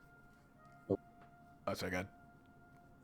I'd like to ritually cast Speak with Animals again, and speak to my horse. Oh, hey. How are you doing? I'm pretty hungry. Yes, I think that's my name. Speaking of your name, are you happy with it? Oh, I mean, what do you want it to be? Well, I was thinking maybe matching your name a little bit to your color. Would you mind me calling you Midnight? Midnight. Midnight. And he kind of like shakes with excitement and energy. And you see his like tail start to swag. I like it. I think I like it as well. Here, have this, and I'll pull another one of my rations out and feed it to Midnight. Oh, he starts snacking in, very happy.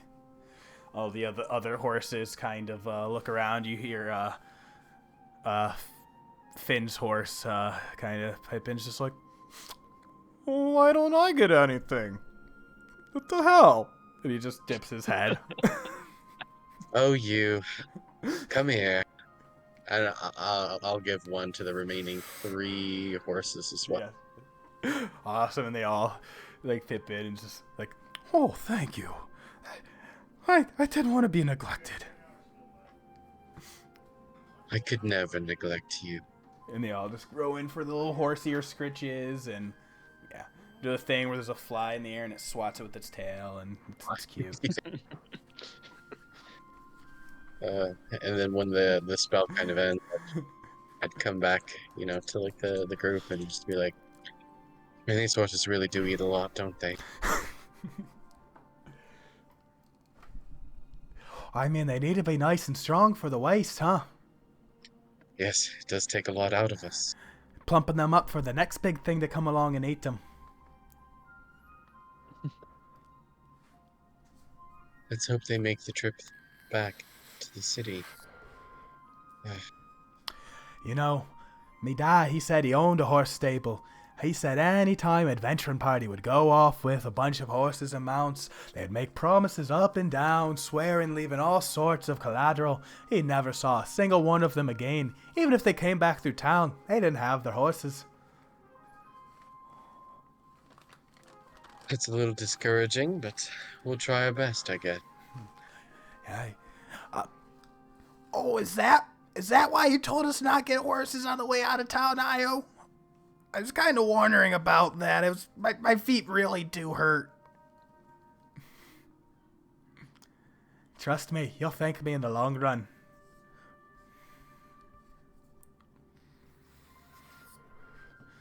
And then everyone just kind of sits and settles down. Starts getting a little gathered up for the evening. Anyone else have any other sorts of plans or conversations they want to get through?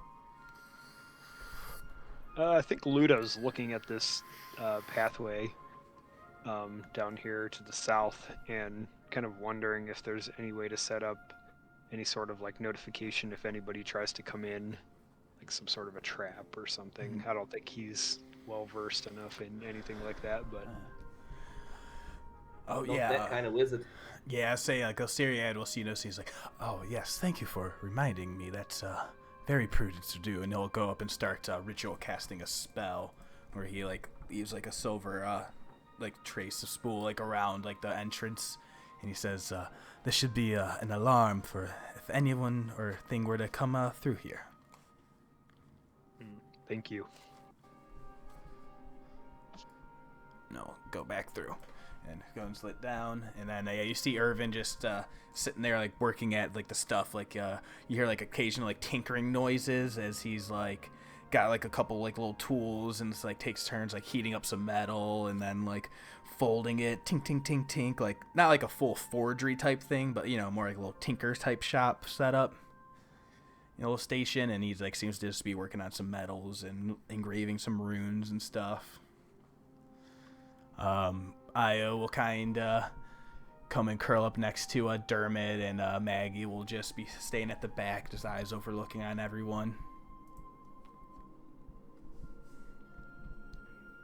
I think if Ludo gets a moment where he can talk to Yalsiriad, kind of like not necessarily away from everybody, but kind of like a separate conversation. Not trying to like hide from anybody, but just kind of like ask about his drow background, especially with the visions that he's had of the specific drow with the sharp widow's peaks. Just basically trying to get to know him, not trying to be like deceptive or anything, just asking his background. Yeah. Oh, yeah, what is it you would like to know? I'm just curious what where you come from. I grew up in Roshana my whole life. My family belongs to one of the dens there, the families in power, so to speak. And do you ask like specific, like do you mention anything about like Widow's Peaks or anything? I don't think so at first. I think Ludo knows Undercommon, and he would maybe say a phrase in Undercommon to see if Galciriad is fluent in it. Maybe just do you speak the Undercommon tongue? And he's like a little startled at first, and he kind of slips into it as well. He's like, "Oh, I did not expect you to speak it." And you guys definitely like start hearing it's more of a like still like a common enough language. It's just more just different Morgen. sounds and syllables. Morgen understands it. So Morgan, you probably overhear the conversation, especially since they're not being distant or discreet. Yeah. He's what do you wish to know about the Undercommon? Do you know of any drow? Excuse my terminology if I cause offense. I do not mean to. Are you aware of any drow with sharp widow's peaks? And he sees and contemplates for a moment. And he says, I'm surprised to hear you ask about this. This is not a thing commonly talked about outside the Dark Elves. And why is that? Where do I begin? Well, what do you know of the drow history of our the Kreen, the ones who live here in Jorhas above the surface? We're quite different from other Dark Elves. Yes, I know that much. I'm trying not to. What is the word? Stereotype. Yes, no, it's not. Less of a stereotype, more of a not folklore. It's holdover. They say, back in the beginning, where the elves were created by the Archart, I believe. In their image, there were some that were taken by the betrayer god Loth under her corruption, and they say turned corrupted into, and he kind of rubs at his skin in like a dismissive gesture. They say that we carry her corruption as well from her influence. But the Queen Leilas, when she broke free from Loth's influence with the power of and revelation of the Luxon, she allegedly saved us from that. And back to the question, the Widow's Peak. That was what they said was I don't know if it's bloodlines, genealogies, traits passed down from parent to kid, or if there's an actual divine influence. Once it gets into the gods and arts of Arcanum, it's all just stories and nonsense. But they said that was the sign of Loth's influence, was the Widow's Peak. Interesting. I'm sure you're curious why I'm interested in this specific feature. I was about to ask such a question. In my previous life, you may call it, I was tasked with protecting a group of people, and they were attacked. I was overtaken by a group of drow with this feature. That is why I seek more information about them. And that is... that sounds like something an evil gods would do. What did these people look like? Besides, the Widow's Peak. Sorry, I went way more French with him recently. From what I remember, they wore a sort of weird insectoid sort of armor, and I remember a red cloth and they had sharp faces. I remember the Widow's Peak, and I think I remember one of the drow in particular having a crescent moon-shaped scar. That sounds like nobody I've ever heard, but You say, I mean, insectile-like armor, that is the best way to describe the Kryn armor, no?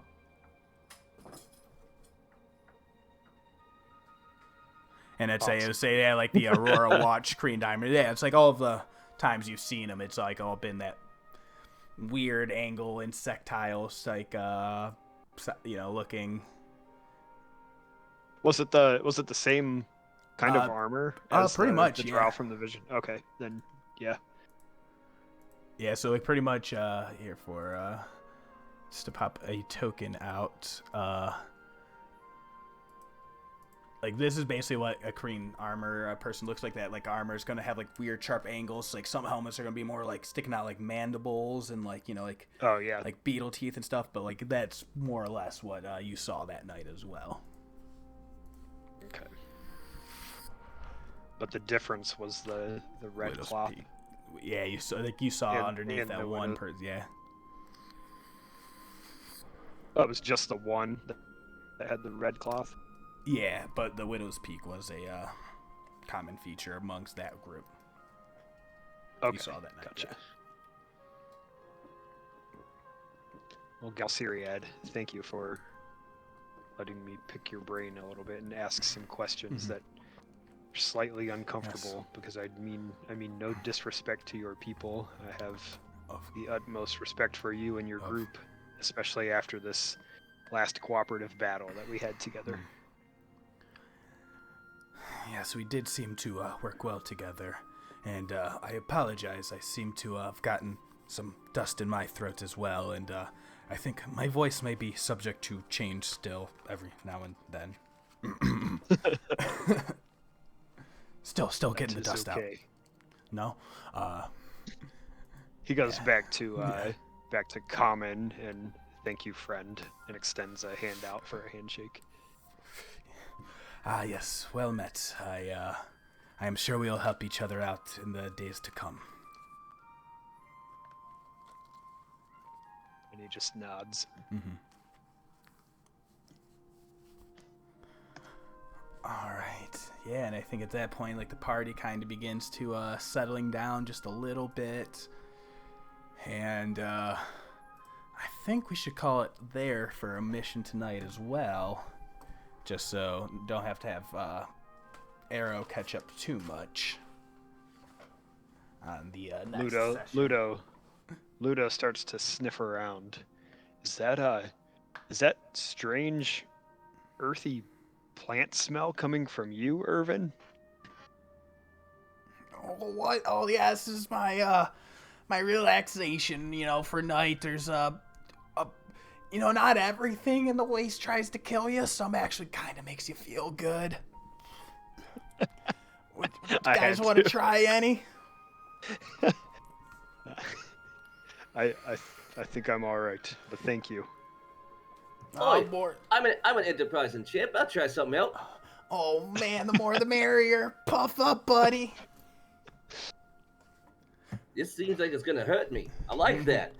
All right, so here's what you do. So here's the plan. Then you take it, you rub it, and you extract out the oil. It drips out, and you collect into this little dish. And then you take this other rig. It's a titanium nail that you put the oil onto. And then, all right, let me pull out. And he pulls out like a little torch, and he starts heating up the vessel on the thing. It's like, it's gonna be really loud for a second, and you just hear of a torch. Just so I have an excuse to use my torch on recording for... Hey, this is called immersion, everybody. I can't hear anything coming from your mic. All right, good. My mic cuts it off. But when you guys ever listen to the recordings, you'll hear my torch. This is a whole lot for what is this again? Oh, is this your first time? I mean, first time with the titanium nail. Like, what? Woo! It's, you know what? Buddy. I always say, try anything unless it tries to... just try it. I don't have any aphorisms for this. And he's going to wait until you start hitting it, and then he's going to be like, Yeah. we'll kill you, but it'll make you feel like you're dying, maybe. What was that? Constitution saving throw.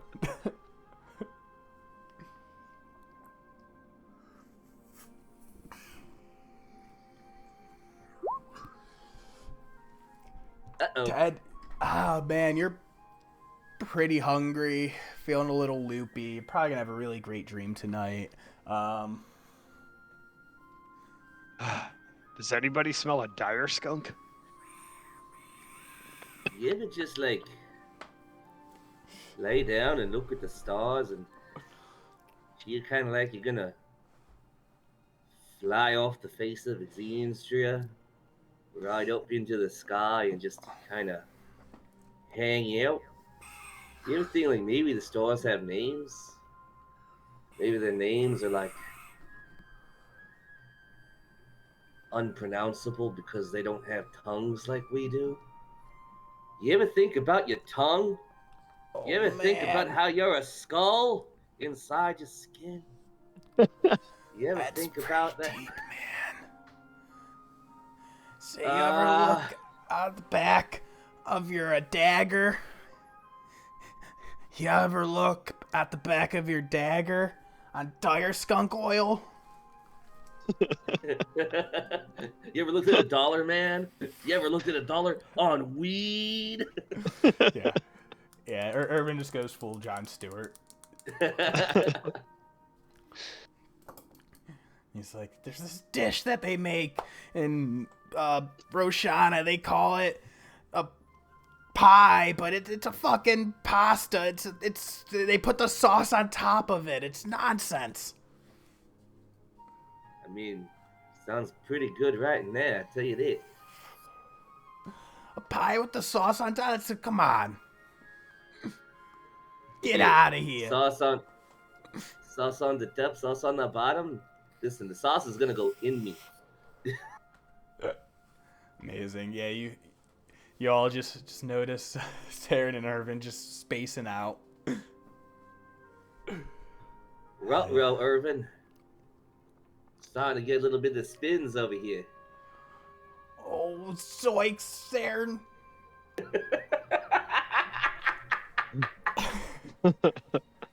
Worth it. And like we have to end the scene there. Like we have to. There is a skill in improv called rip the cord. That was great. That was fun. Hell yeah! No, I don't know. That battle started looking it was going to go real wrong real friggin' fast when Gulsariad started getting hit with crits.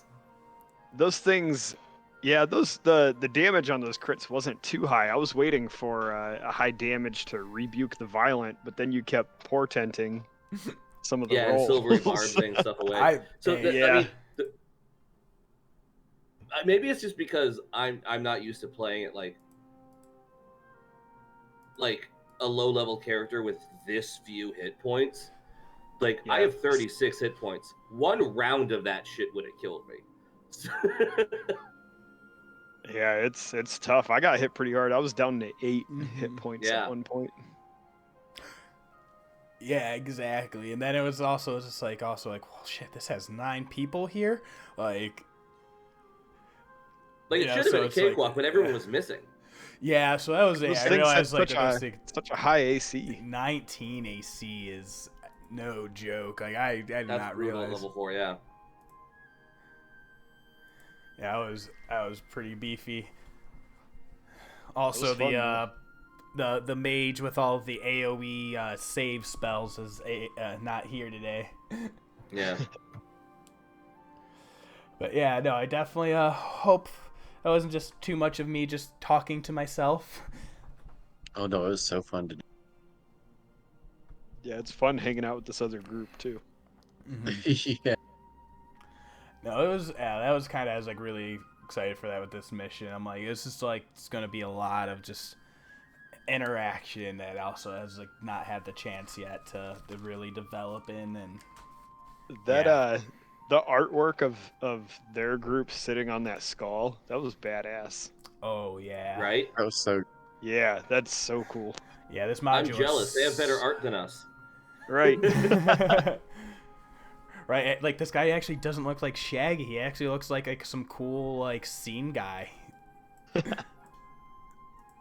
he They looks a all lot look closer cool. to like Caleb than Shaggy in that. Yeah. But it's Yeah, just I like, like how- dude, he's Shaggy. I like how Dermot's just roasting a weenie on the bonfire. Dude, I fucking love Dermot so much. He's my boy. I don't care what any of you guys say. Any of you ever be mean to him in roleplay, and like, we're gonna have problems. No, just kidding. Yeah, I think Ludo likes him already. He came over to pray, so. Hey there, I see you got the side of the Luxon on you. What's that about? Tell me more. Yeah, he's just like, are you making fun of me? Everyone's gonna be a I- troll. What the fuck are you talking about? No, I did not